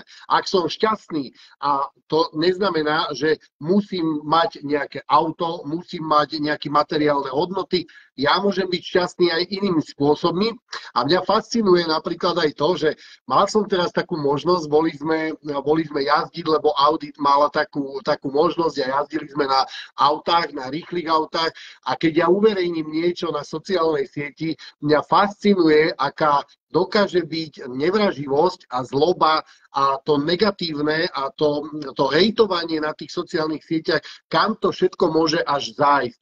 A ja by som chcel aj týmto odkázať ľuďom, že všetko, čo vidíte, nemusí to byť presne tak, ako to vy vnímate, pretože ja to, že som sa povozil na aute za 195 000, tak to neznamená, že ja som materiálne založený, ale ja v tom momente som bol šťastný a tá energia to vie, že moja tá energia bola uvoľnená, že som to šťastie rozdával aj okolo seba. A ľudia, ktorí sedeli v tom aute, boli traja, boli sme všetci šťastní, pretože to je zdokumentované, je natočené, že nakoniec sa všetci smejeme v tom aute a sme spokojní. Takže ja chcem odkázať tým ľuďom, aby nepozerali na len to materiálno a na ten hnev, ale práve preto my chceme ukazovať, veď nás energia takto krásne spojila a ten vesmír nás dal dokopy práve teraz v tento moment, lebo už všetci si vybuchali patrony, u vás v Čechách aj na Slovensku, všetci si všimnite, že zakapali. Ešte niektorí sa snažia, ako tak, keby som to mal povedať, že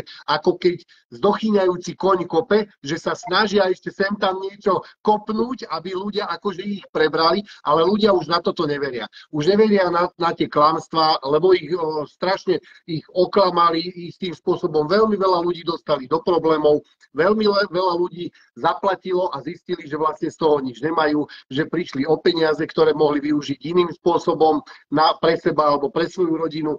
A teraz nás spojila tá energia a ja verím, že práve sa to stalo v tejto chvíli práve preto, pretože to bude to najsilnejšie a my prinesieme tými spoločnými rozhovormi, ktoré budeme teda robiť často a budeme robiť aj osobné stretnutia, ktoré teda už aj na stránke faktdesystem.sk nájdete. Je tam letačík na 1.6., kde sa stretneme v Zlatníckej doline v Skalici a to bude na lúke, kde sa naozaj stretnú ľudia, ktorí tam majú prísť. Pretože ak tam niekto príde, tak tam príde ten človek, komu sa ten odkaz mal dostať.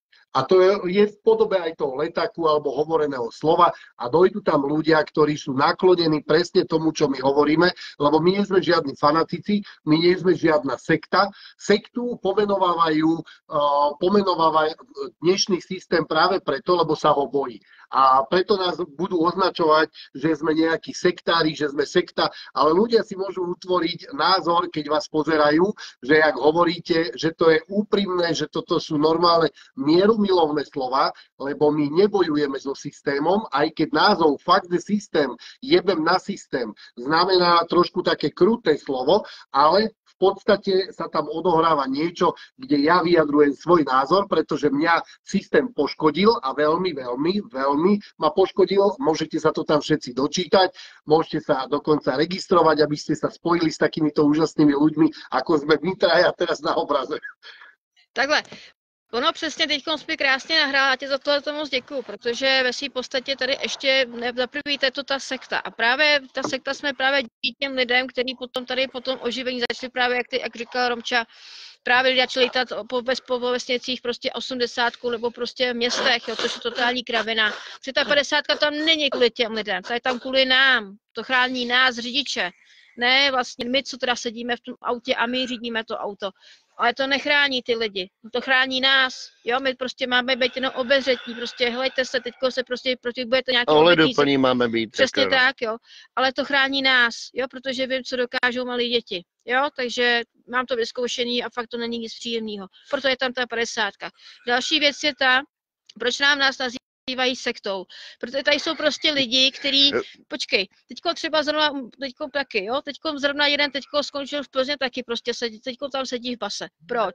No, protože se choval taky ve své podstatě jako hovado, protože si všichni myslejí, Sadovský. Sadovský, no, jo? Panenko skákal. Jo, to je další jeden z nich, jo, a proto my jsme potom v očích jiných jsme sekta, když prakticky tyhle ty se tady opravdu chovají jako kreténi, nebo jako... No, počkej, ale ty musíš zmínit Vladovi, že Sadovský byl vlastně... Necháš mě taky domluvit třeba? No, já bych tak chtěl, ale no, to neřekneš. No, ale já jsem to chtěla právě říct. Co jsi mu, že byl styčný důstojník? To jsi mu chtěla říct? Ano, no, já jsem chtěla tak to bych se divil. Já jsem totiž mluvit o Bohemii. Tak jo, tak já se omlouvám, teda, já se Vlado omlouvám, víš co, jako, já nejsem ukecaný jako ty, já jsem komunikativní jako ty, jo. Pokračujem. No, to je prostě to vždycky občasem umí trefit do nosy, víš? Jo. Ale co chci říct je to, že opravdu to je právě, že tenhle ten dokonce byl v té živý, nebo ne živý, v nový Bohemii, prosím vás, jo. Bohemie, ale zase ten název Bohemia, ona zase neřekne, že je to od nás, jo. No tak to... Už máš to doma taky takhle, jako já? Áno, podobně. Protože Sochová, kterou takzvaně novou Bohemii vlastně tady zakládala právě s tou Vezuel, pozor, oni to zakládali z Vezuel ze Slovenska. Ano, a tu Bohemii právě, když já jsem se s ní setkala vlastně v Pardubicích na tehdejší na přednášce, co je CC a možná a půl roku, možná 2 roky, už se to jako nepamatuju, taky velice zvláštní jako další osoba, jo, co se týká Jany Sochový, protože ona tenkrát říkala, no my chceme založit tady novou Českou republiku, aby tady ty lidi prakticky, že to bude vyhlášený přes nějaký prostě kvantový počítač a takovýhle věci.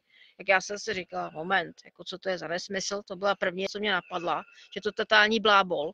Ale aby se dostala k podstatě, protože já jsem říkala, hele, a pro Českou republiku, pokud vím, tak na mapách je přece Bohemie. No a samozřejmě ona to hnedka to šlohla, že jo? Jo, takže hnedka to šlohla a už toho ráno byla nová Bohemie. Tak jsem si říkala, ano, tito lidé jsou vysoce vzdělaní, vůbec neznají ani historii této země. Říkám, výborně, tak tenhle lidi tady něco chtějí dělat, ale to je teď další věc. A teď, že to právě, že prej tu nová Bohemie bude přes síň Amenty. Ježišmarja. A víte, co to znamená v síň Amenty? V Aletině to znamená síň šílených. Jo, takže satanistický prostě obřady, prostě naprostý šílenosti. Když jsem to tenkrát na to vlastně Jany Sochový ptala přes telefon, říkám, víš vůbec, co to je Amendy a tohleto, tak jsem jí to říkala. A opět, no ale tam jsou i hezký jako věci. A já říkám, takže ty budeš vidět jenom to hezký a to prostě to špatný, co tam je, to jako nevidíš, to prostě neexistuje. Tak mi to chceš vysvětlit. Ale zajímavé bylo to, že hlavně tenkrát na té přednášce vlastně nakousla to, že oni chtějí vyvázat naší vlastně republiku, tu českou, vlastně podle nějaký deklarace. A já jsem z ní za boha nemohla dostat, o jakou listinu jde. Jo? Až jsem to z ní potom vydolovala právě přes telefon, kdy právě z té Jany Sochový jsem vydolovala, že potom to má být deklarace z roku 1776, což je americká deklarace. Zase zednáři. A já jsem říkala, hele, můžeš mi, Jano, vysvětlit jednu věc, od kdy se vlastně Česká republika, nebo jakou souvislost má Česká republika s americkou deklarací, když to územně ani historicky nesouvisí, když v té době tady dokonce bylo Rakousko-Uhersko? To mi nebyla absolutně vůbec schopná odpovědět. A od té doby jsme prostě přerušili kontakt, protože oni vlastně mě chtěli do té nové Bohemie dostat. No, jo? To a já jsem řekla, jako ne, to je prostě ptákovina. A potom jsem se dověděla, že třeba v té Bohemii ani ty lidi nejsou oživený. Že jsou tam oživený jenom ty takzvaný styční důstojníci. To je jako militantní. No, jako. A oni opravdu mají, jako, je to vlastně takový jakýsi polovojenský prostě nějaký systém, který je absolutně nesmyslný, protože vlastně co se týká ve skutečnosti lidské bytosti, tam šéf neexistuje. Ale hlavně, oni tam hlásají něco, čím sami si neprošli. To je další věc. Oni radí lidem, ale nemají vlastní zkušenosti a to mě vadí. Ano, a tam... To mi hodně vadí, protože jako na to si ty lidi klidně můžou dojet a můžou přijít úplně o všech. No bohužel. A tam jsem se potom začala dovídat právě to, že tam lidi jsou prostě v exekucích a když se tam potom ptali těch svých takzvaných lídrů, přesně tak oni najednou nevěděli, co s tím mají dělat. Oni najednou nevěděli, co s tím. Jako jak na ty exekutory, jo, protože oni prostě nic nestudují, ale taky prostě, jo, řídějí se nějakýma nesmyslama z Ameriky, protože průšvih je ten, že tady třeba jako je OPPT, to je vlastně prakticky, co jsem se potom dozvěděla od toho našeho kamaráda, tak ten je právě, že postavený na tom božím právu. Takže vlastně OPPT se tady zase vytvořil někdo bez svůj prospěch a začal to tady prostě prosazovat. Takže tady další prostě cesta absolutně mimo. Jo? A to je právě to, že vlastně potom ty lidi potom jsou v nějakým průšvihu. Pak tady je nějaké vyvazování podle obchodního práva, mezinárodní vlastně jednotný obchodní zákoník, někdo tomu říká UCC, někdo UCC, ale pozor, je nevymahatelný. Protože kdyby fungovalo obchodní právo, tak tady nemáme ten svinčík, který tady máme, protože třeba vys celní správa u nás v Čechách. Celní správa tady hlává pokuty, já nevím za co, honí tady prostě lidi na dálnicích, že nemají dálniční známky, takže to ve své podstatě přiznávají tím, že je to vlastně clo, když teda celníci tady nahánějí vlastně lidi za tyhle, že nemají zaplacené dálniční známky, tak je to vlastně to, že nahánějí lidi za clo, jo. Ale pozor, v tom případě ale jednají v rozporu dokonce s tím jednotným obchodním zákoníkem, protože to je mezinárodní obchodní zákoník, ne tuzemský. To znamená, oni mají ve skutečnosti dohlížet na celnicích, na hranicích a celnicích. Jo, to znamená přístavy, jako je třeba Labská plavba v našem případě, nebo možná něco je možná dole na Moravě, nevím, jestli tam je nějaký jak se tomu říká, nějaký přístav, nějaký depa, nevím, letiště, jo, to jsou místa, kde mají operovat celníci, co dělat celníci na dálnicích, maximálně mají prohlížet... To jsou financové. No já vím, že to jsou na hranicích, já vím, no teď to říkám, mají být právě, že na hranicích a tam mají kontrolovat ty vlastně, jestli tady nejsou pašovaný lidi, jestli tady nejsou pašovaný drogy, nějaký prostě zbraně a tak dále, ale oni to nedělají.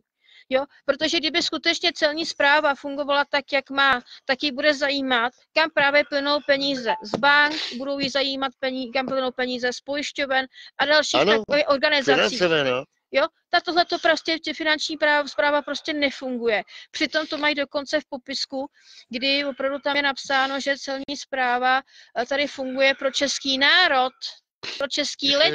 Tak to jo, no. Ale zatím a jak? No, to by mě taky zajímalo. Dobrá otázka. No, jo? Původně, když jsem se dověděl ten termín 1.6., Vlado, tak jsem si jako říkal, dobrý, pojedeme na otočku. To pro mě není problém. Tak jsem šel v kamionu, jako, není to pro mě problém. Ne. Jak tě tak vidím, jo, jsi pěkný filuta a když už budu na tom Slovensku, to by v tom byl čert, abych si tam s váma nevypil tu vaší borovičku.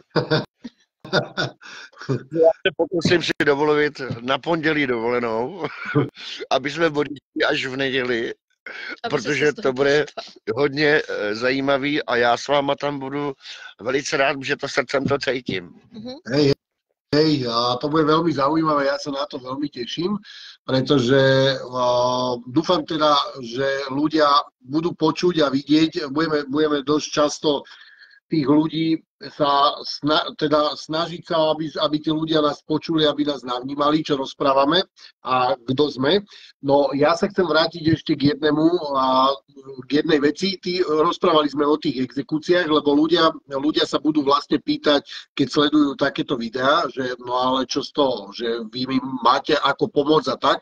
Ja chcem povedať len to, že tieto veci, ktoré sa odohrávajú a ktoré sa budú odohrávať, ktoré budeme poskytovať, my máme viacej možností a na Slovensku je 3,5 milióna exekúcií.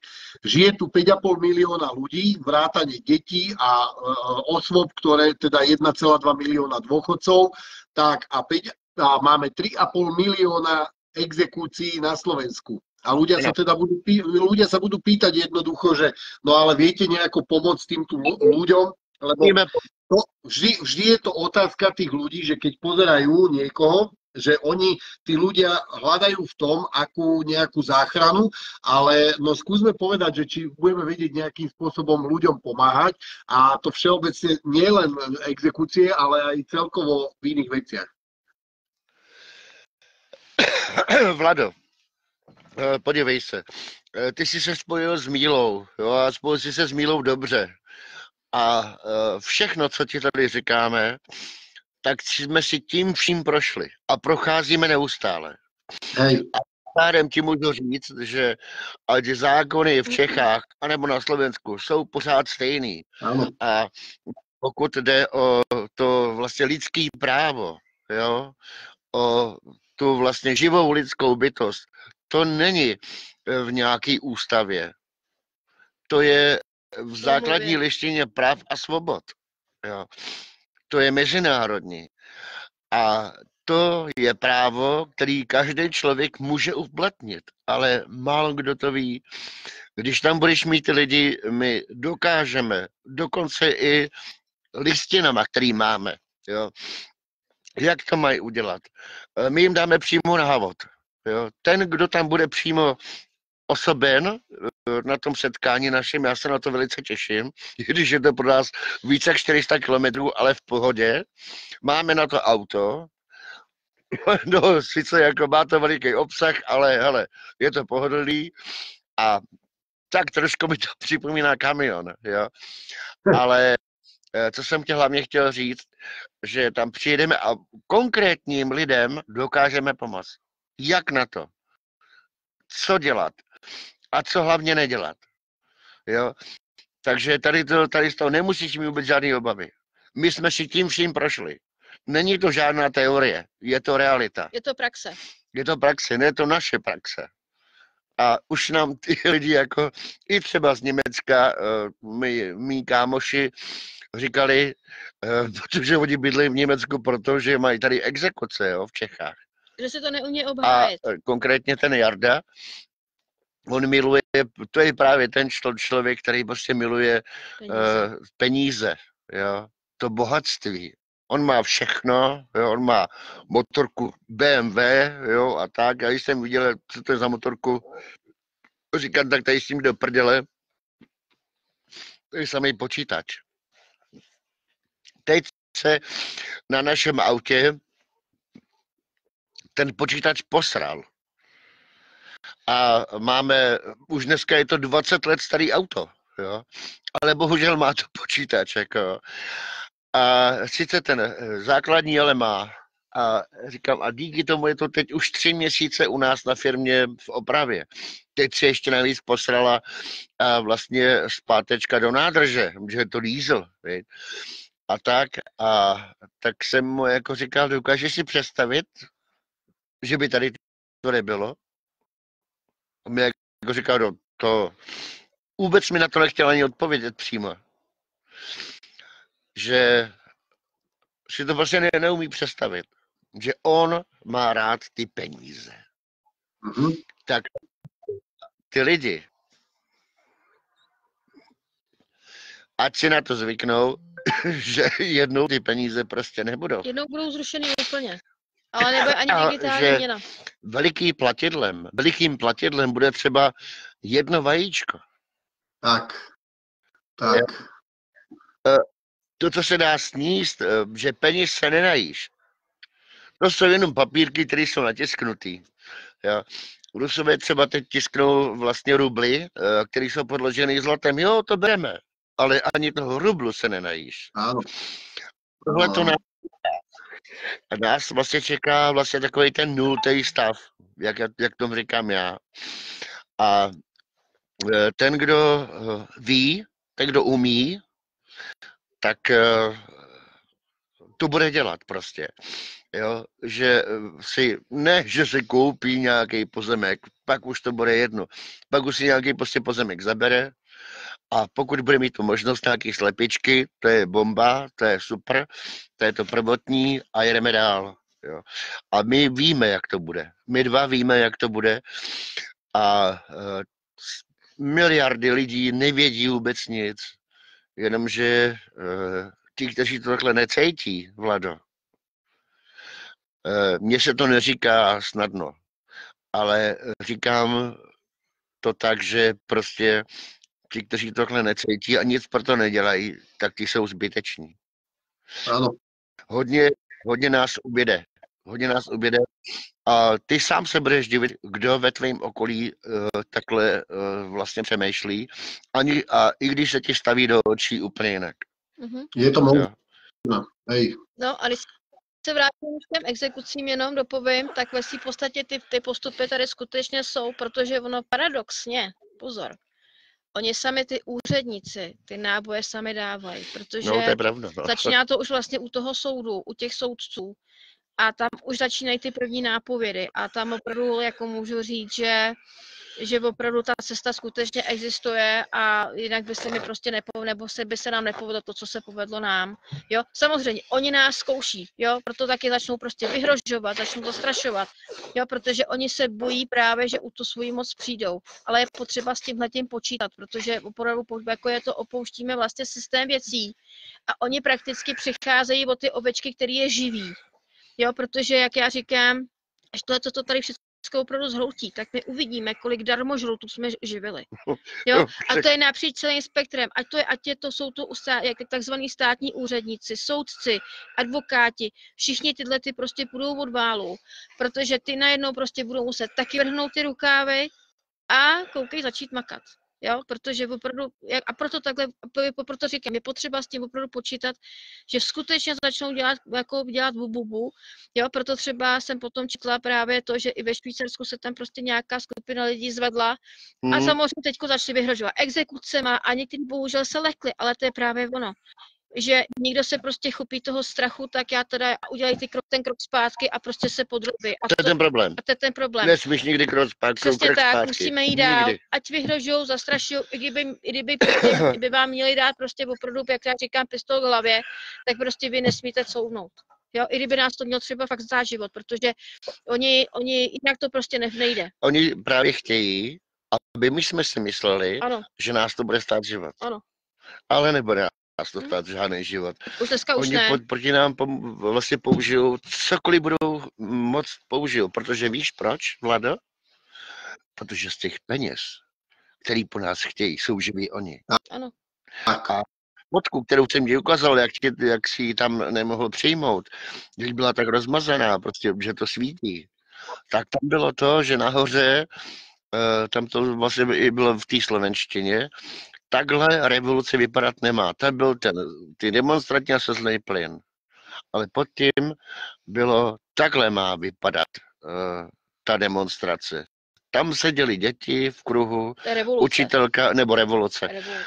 Tam učitelka učila, hned vedle tam někdo ryl záhony a pěstoval. A to je ta revoluce. Aby jsme se na ně prostě vyprdli, protože oni nic neumějí. Tak, presne tak. Je to tak, ja sa len pridám, ja len poviem, aby ľudia vedeli, že naozaj dva kantony vo Švajčiarsku sa úplne postavili v systému, že nechcú platiť, že nechcú, ale že nebudú platiť dane, nebudú platiť rôzne poplatky, odvody a tak ďalej štátu. Proste už to naberá na kontúre a my sa budeme ale spájať aj s týmito ľuďmi.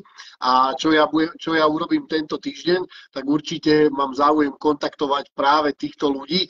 Musím sa nejakým spôsobom, však my sa dohodneme spolu a budeme kontaktovať týchto ľudí, pretože spájanie naprieč celým svetom, a to je jedno, ktorý štát, tak toto je presne to, čo potrebujeme a to je proste prilievanie toho benzínu do toho ohňa, nás to ako keby oživilo, lebo už takisto budeme pociťovať, že nie sme tu len my traja alebo štyria, že proste už nás je viacej.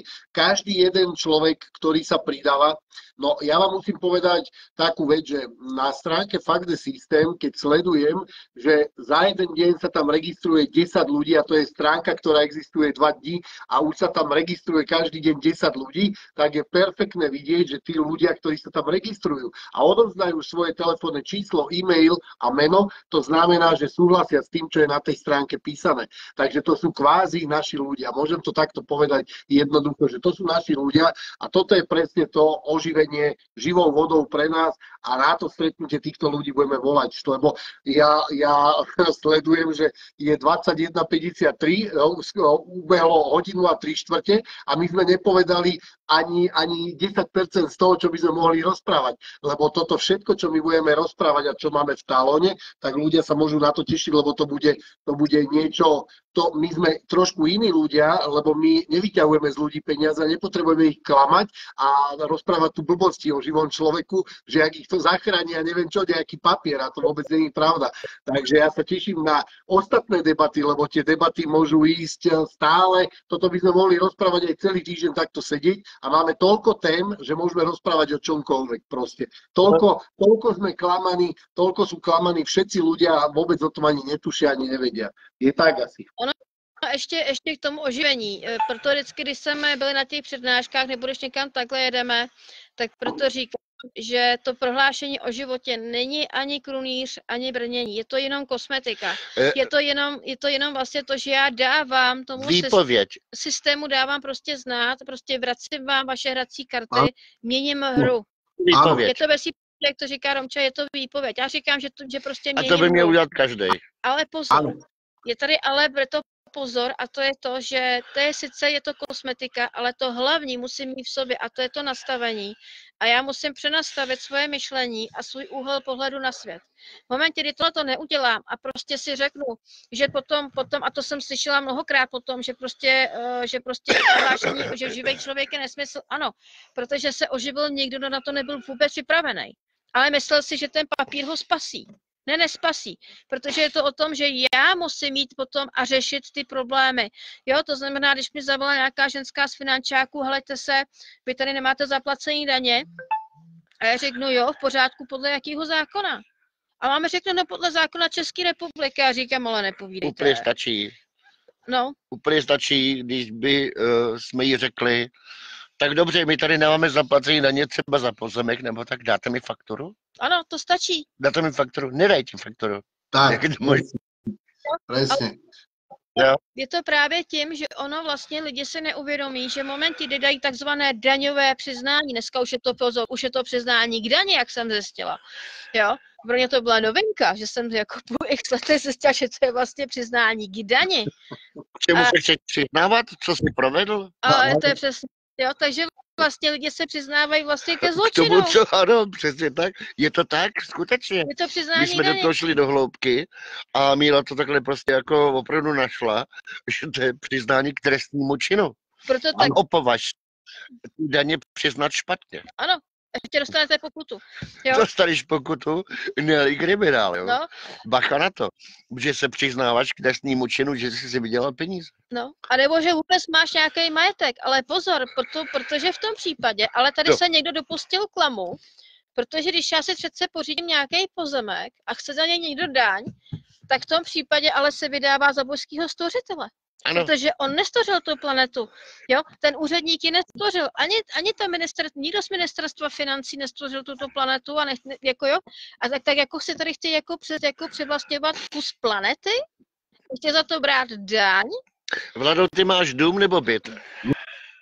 My máme domček so 43-járovým pozemkom, no ale však ja som chcel práve povedať, že tieto veci, že budeme rozoberať trošku detailnejšie, lebo ľudia si musia na tú debatu zvyknúť, že došiel niekto konečne rozumný, ktorý to bude vysvetľovať, lebo to nie je o tom, že my sa stávame niečomu, ale my sa stávame s rozumom, lebo to je odôvodnené, lebo toto, tak jak si teraz povedala, túto planetu nestvoril politik, ktorý od nás pýta dane za pozemok. On to nestvoril a tomu sa treba nejakým spôsobom, tomu sa treba postaviť jednoducho čelom a presne tak, lebo ľudia si myslia, že dostanú nejaký papier, že živý človek a s tým živým človekom teraz už nemusí platiť dane, nemusí nič, on musí bojovať, stále musí bojovať za to svoje, proste tak, jak sme teraz povedali, že sa musíš postaviť a ísť tam a vysvetliť to, že prečo mám platiť dane. A toto každý človek, ono dojde k tomu a veľa ľudí sa vlastne postaví. Ja viem, že k tomu dojde. A keď sa postaví masa, tak sa začnú diať určité veci, ktoré to sa nebude dať zastaviť jednoducho. Ale všetko treba s rozumom. To nesmú byť takí ľudia, ktorí kričia z auta na policajtov a na štátnych úradníkov, že vy ste hovedá a blbci a tak ďalej. To sa takto vôbec nerieši, takže asi tak. Hlavně prosím tě, vynech z toho slovníku živej člověk. Áno, však ja to hovorím preto, lebo ten váš pán z Čech, taký najznámejší, tak on to používa stále, že živý človek. Práve preto. Zítko, už jsem to říkal, u nás ve skupině je nějaká ta Gábina, která kope za něj a už ho dokonce i pasovala na Jana Husa. Jo. Takže jako to je fakticky to je hodně ujetý. Já se na ní chystám, ještě tam něco napíše, tak ji tam prostě hned z dupu, protože tohle to nemá obdoby. Tohle to je opravdu ujetý, je to hodně ujetý a když ona je takhle vlastně jako nastavená, je to jenom její problém. Hej. Ale bude to do toho stávat i ty ostatní lidi, kteří jsou, dejme tomu, na vážkách. Jo? No, přesně tak. A my vlastně, nám to vlastně ukradli tady ta tvořivá společnost. Víš, ta 8, tak. To jsou satanistický symboly. My vlastně tady tu tvořivou společnost vlastně de facto zakládáme. Tu skutečnou tvořivou společnost bez té 8, bez toho trojúhelníku, aby sám jsem se ptal sám sebe. Tebe je 51 let, viď, mám takový den, jak jsi říkal.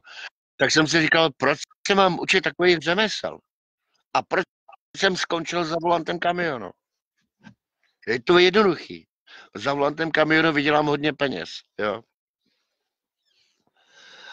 Ale musím umět všechno, dokonce i tu hru na kytaru, jo. A to všechno prostě umím. Svářecí práce, truhlářský, já nevím, co všechno jsem ještě dneska jako dělal. Ale to všechno se prostě bude hodit. A víš, proč se to bude hodit, až to všechno padne, tak tyhle ty ruce, ty budou zlatý. Aby věděl, jak se vůbec má postavit třeba nějaký barák, jo? No, třeba ze dřeva. To vy Slováci byste to jako mohli vědět, jako, jo? Ty vaše roubinky a tak, jako to je úplně úžasná věc, ale my taky. A tohle to je hodně důležité. Já věřím tomu, že až tam přijedeme toho 1.6., jo, ale Vlado, to bude mazec. To áno, to áno. A tak, jak si povedal, aj nite budú a bude aj borovička. Všetko bude na tom stretnutí. Vlado, já tě miluju, ty vole, jako, já tě zaplatím, jo, to není problém, jako, borovičku ti platit nebudu, že to je vaše, ale nítě ti odvezu, ale asi neodvezu všechny tam sežeru, jako. Musíš nějak mílo brzdit, nebo tak jako. Tak tohle to je zbytečný, tě vdávat brzdit. Já když jsem jezdil na Slovensko tím kamionem, ale mým kamionem, já jsem měl svůj vlastní autodopravu. Mým kamionem, tak máš želinu, ne? tak jsem nejezdil po těch hlavních trasách, ale tou oklikou, jo, těma kopcema, tam, kde byly ty salaše, áno. udělala dobrou věc, že tam postavila ty budky, aby byla jedna jako druhá. To udělali dobře. Tam jsem zastavil, tam bylo dokonce i místo pro zastavení kamionu. A tak jsem říkal, no tak mi dejte ty a korbáčeky nebo nítě. Říkám nítě, dejte mi nítě a dejte mi prosím vás 2 pytlíky. Ale jo, dobře, ale jeden pytlík má kilo. Říkám, ano, dejte mi 2 kila. Tak jsem si to dal v tom Volvu, tenkrát jsem měl Volvo, do té lednice, ale ten jeden pytlík tu lednici jsem nechal vytaženou ven, že byly dlouhý ty nítě. Když Míla tahala nítě, tak měly 2 metry. To je větší. Jo? A to si dáš do pusy a jenom chroupeš. Jo? No. A tak jestli z toho druhého pytlíku přivezenu mu aspoň polovinu, tak budu dobrý. No, tak dobre. A Míla, jak tahala ty nítě, to bylo úplně to samé, i když to bylo z krápského mlíka, ale záleží na tom, jakou energii máš v těch rukou. Tak, no, presne tak. No, my tu máme na Slovensku teraz také novinky, že máme tu také predajne. Jedni sa volajú, že Madonna, to si viete pozrieť aj na internete. A ja by som týmto chcel aj ľudí vyzvať, že aby podporili týchto výrobcov a vlastne chovateľov tých kravičiek, pretože oni predávajú nepasterizované mlieko, jogurty, práve tieto krávské teda výrobky, aj nite a takéto veci. Majú takisto maslo, aj syry a práve takýmto ľuďom ten štát robí obrovské problémy, aby nemohli oni predávať a produkovať, pretože výsostne chovajú dobytok, ktorý produkuje mlieko A2, ktorý nespôsobuje žiadne laktózové problémy ľuďom, je plné vitamínov, minerálov a bielkovín, je to úžasné pre všetky kategórie ľudí, fakt nespôsobuje vôbec žiadne problémy. A z tohto, keď sa robia výrobky, tak sú extrémne zdravé. A štát im robí neustále problémy. No onedlho budem s nimi natáčať video a všetky takéto videá budem uverejňovať na stránke Fakt the System a bude ich tam veľmi veľa. A to sa ešte budeme spájať, čak my budeme spolu komunikovať a budeme to všetko prepájať aj s tou Českou republikou, pretože aj vy tam máte to, čo ja som hovoril, že pôjdem na ministerstvo vnútra, ktoré zodpovedá za vydávanie dokladov a množstvo vecí. Budeme to ukazovať pekne ľuďom, natočíme krásne videjka, aby ľudia sa vedeli z toho nejakým spôsobom zorientovať, aby videli, že my nedehonestujeme tých ľudí, ktorí sú tam zamestnaní, ale sa snažíme ukázať, aká je skutočnosť a kde tí ľudia žijú a kde ich je miesto, pretože my vieme, kde je naše miesto a ja by som bol veľmi rád, aby aj ľudia vedeli, že to miesto začne 1.6. v Skalických v tých horách, a takže to bude bomba. A máme všetko, máme k dispozícii, ja mám obrovský reproduktor, mikrofóny, máme ozvučenie, čo ja mám vlastne na lúke, stretneme sa na lúke, kde nám nikto nič nemôže zakázať, budeme komunikovať, môžu prísť aj s deťmi rodičia a bude to veľmi príjemné, aby sa dozvedeli, že ako v skutočnosti my žijeme, ale do tej doby bude veľmi veľa toho na stránke Fakt the System a však my si budeme volať a teda budeme to kooperovať všetko spolu. Bude to pre ľudí, myslím si, že veľký prínos a veľmi zaujímavé. Tak právě, jak se ty o tom mluvil, no, tak jsem si právě jako říkal, ještě, že máme takhle veliký auto, který má, a můžeme představit, tak tam si můžeme porovičku a tak, že budu vořit tam jídlo asi je nesmysl, protože to jídlo by stejně nepřežilo. Ale opravdu je to, já mám, ty jsi mě, Vlado, nalil takovou vlastně jako krev dožil, že to chce už takhle rozjet prostě mezinárodně. Ano. A má to veliký smysl, protože i u vás je spousta lidí, kteří nevědí, jak z toho ven. Jak jsi sám říkal, exekuce a tak podobně. Kterým jde o bydlení, který si budovali sami. Proč je to bydlení takhle drahý? No přeci proto, aby lidi na tomhle pěli. Ne? A teď si vím, že jim to chtějí vzít. Ano. Ale my jsme to všechno vlastně dehonestovali, my jsme to všechno ponížili na ten karavan, jo, ten 8metrový, ten komediantský, to tenkrát to vlastně jenom na zakázku a když jsem se díval na výrobní číslo šasí, tak je rok 1972, jo. Takže ten karavan není některak novej, ale byl docela drahej, jo. Ale už v tom bydlíme někde 6 let, hele, v pohodě. Musíš mít prostě vedle sebe takového člověka, který do toho jde. Ano. Pak je všechno v pořádku, pak je všechno v pohodě. Peníze nouzy nemáme, ale všechno si prostě vydřeme. Jo. Míla jako nepracuje, je doma. Kdyby pracovala, tak se nemůže věnovat tomu, čemu se věnuje.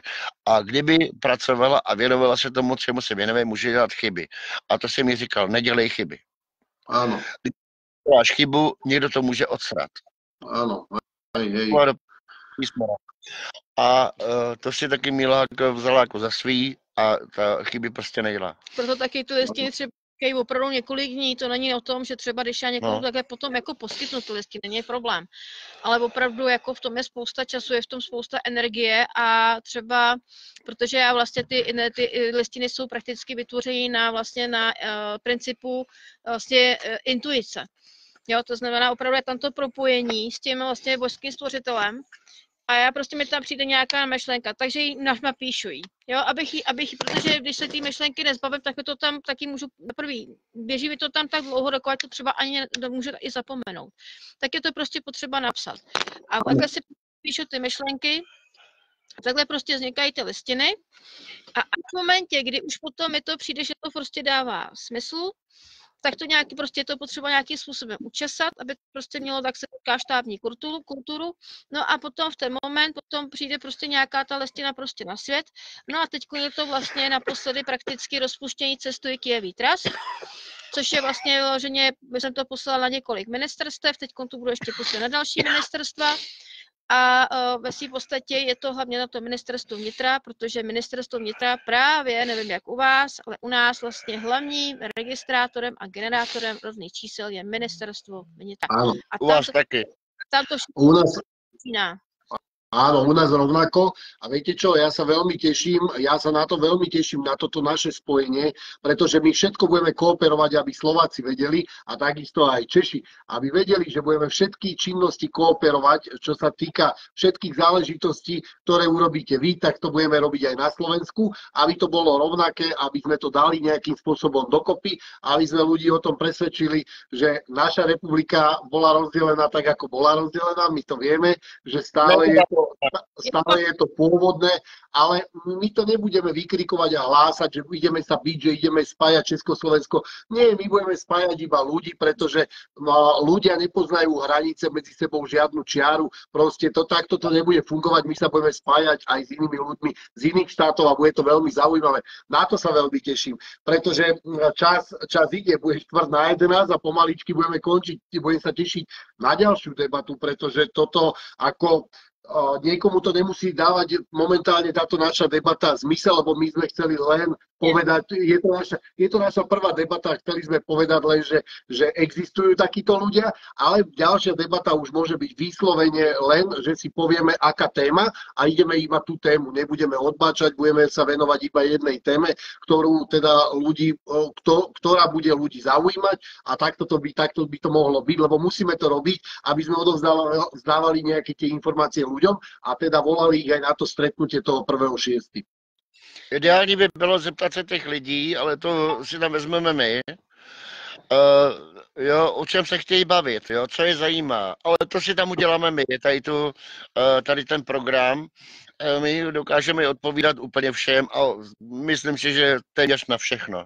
Tak. A to, co ty si říkal, tak tady potom se já absolutně vlastně podepisuju, protože tady nechceme žádný hranice. Žádný hranice tady nikdy nebyly. Jo. Oni vytvořili hranice a pokud si vzpomínám dobře, tak pan Mečiar sám řekl, pokud bude vypsaný referendum, tak slovenská strana hodlá to referendum respektovat. česká strana to nechtěla respektovat, protože žádný referendum vyhlášený nebylo, když už jsme teda u toho. A Česko to nikdy vlastně rozdělený nebylo, že Československo bylo založené jako unitární stát, to znamená nerozdělitelný, a jiný, kterým to jde rozdělit, je referendum, ale to neproběhlo. Jo, když jsme u toho. Jako. Pozor, právě že dokonce není to ani to referendum, protože ve skutečnosti tady se lidi bohánějí právě, že Dubčekovýma vlastně zákonama, ale když se tady o tomhletom začalo mluvit, tak první, co mě napadlo, a není takhle náhodou platná, ta prvorepubliková ústava z roku 1920? To bylo úplně první, co mě napadlo. Vlastně v té době to bylo založené, ne? Ano, v té době to bylo založené, takže ono ve skutečnosti tady neplatí ani ta ústava, která je teď současná, ani vlastně není prakticky platná ústava z roku 1945. Ano. Ale ve skutečnosti je platná právě ústava z roku 1920. A tam bychom měli hledat to původní, protože tam opravdu, když se to člověk na to podívá, tak dokonce tam je právě i psaná ta Zakarpatská Rus, která byla vlastně potom po 45. vlastně darovaná prakticky Ukrajině. Myslím si, že i neprávem, protože když už se to zakotvený vlastně u nás, tak by to mělo být vlastně československý území. A právě třeba dokonce Zakarpatská Rus je tam zmíněná, že dokonce má svoji vlastní samosprávu. Byť je přidělená vlastně Československu, je součástí vlastně východního Slovenska, ale má svoji vlastní samosprávu. Tak je psáno právě v ústavě 1920. A je právě potřeba si tyhle ty věci skutečně nastudovat, když už někdo o tom právě proto říkám, když někdo o něčem mluví, ať se to nejdřív nastuduje. Protože pak je to o tom znát, že prakticky o tom nic neví. Jo, takže to je tak jako na závěr k tomu videjku z mé strany tady ke mně a právě si myslím, že pokud bychom to teda měli úplně od píky, úplně od začátku, tak si myslím, že by bylo ideální začít třeba potom tu další debatu vlastně, jak začít opouštět ten systém věcí. Jo, podotýkám, zmiňuji systém věcí. Nejdřív se musí začít tím, jak ten systém opustit a potom se můžeme věnovat těm exekucím a tady tomu všemu. Těm dalším krokům. A hlavně jak na to. Určitě. Áno, plne súhlasím s vami. Plne súhlasím, no lebo budeme mať o čom rozprávať a tak ľudia musia vedieť, že ako začať a budeme im teda odpovedať nielen na otázky, ale aj rozprávať, pretože my máme o čom rozprávať a vieme, že kam tým smerujeme, takže na to sa veľmi teším, na každú debatu. Bude to veľmi zaujímavé. Tak ja som veľmi rád, že sme sa takto prvé video a takto sme sa zoznamili a teda sme fakt kecali, ja neviem, či už to nebudú aj 2 hodinky kúse, takže to ľudia vidia, že je o čom rozprávať a nie sú to žiadne debiliny.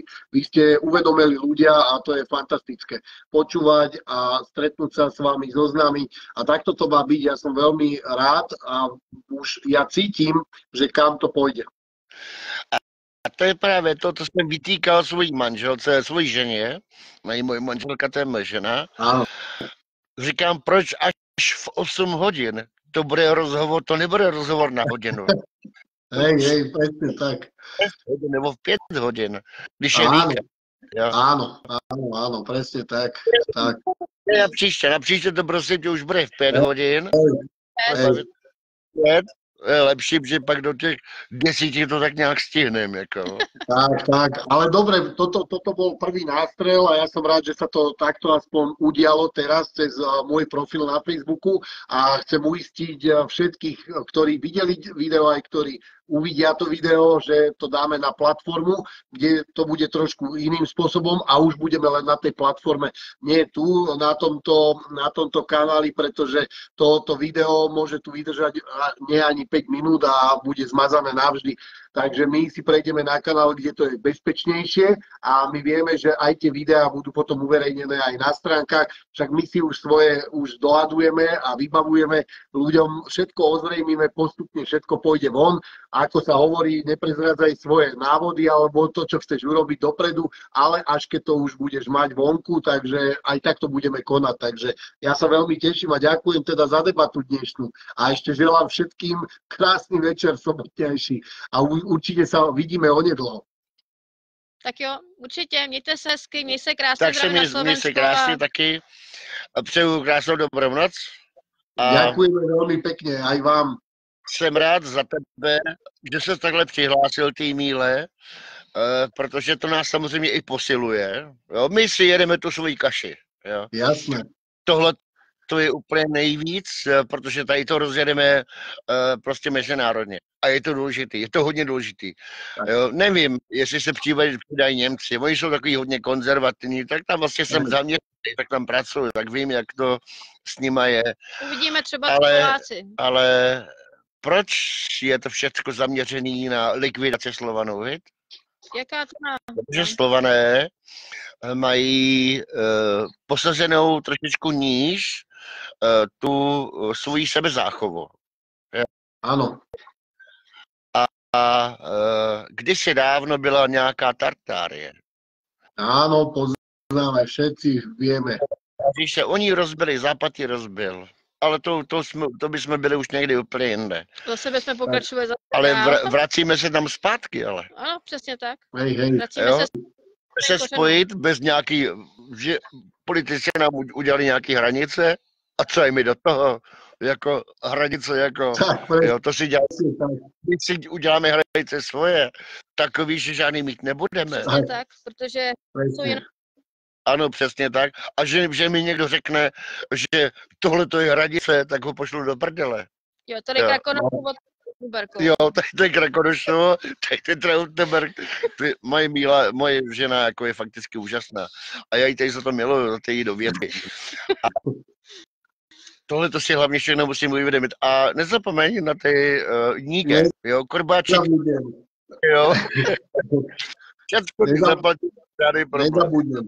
Ja si myslím, že nás bude nasledovať veľmi veľa ľudí a je to môj taký pocit, ktorý cítim, že toto je trošku o niečom inom, ako bolo doteraz v tých debatách, v tých, čo zachraňovali celé Československo. Proste my tu hlásame úplne niečo iné, my budeme konkretizovať a ukazovať ľuďom konkrétne návody a nielen bláboli, ktoré sme nezažili. Presne tak, lebo my sme prežili a ja som rád za to, že prežívam niektoré veci, pretože tie ma posúvajú ďalej, lebo sám si ich prežijem, sám si musím všetko odskákať, tak povediať, a potom môžem radiť ľuďom ďalej ako von zo všetkého, takže o tom toto je. No ale to je už na dnes všetko. Ja vás pozdravujem a majte sa pekný večer a určite sa počujeme, vidíme sa.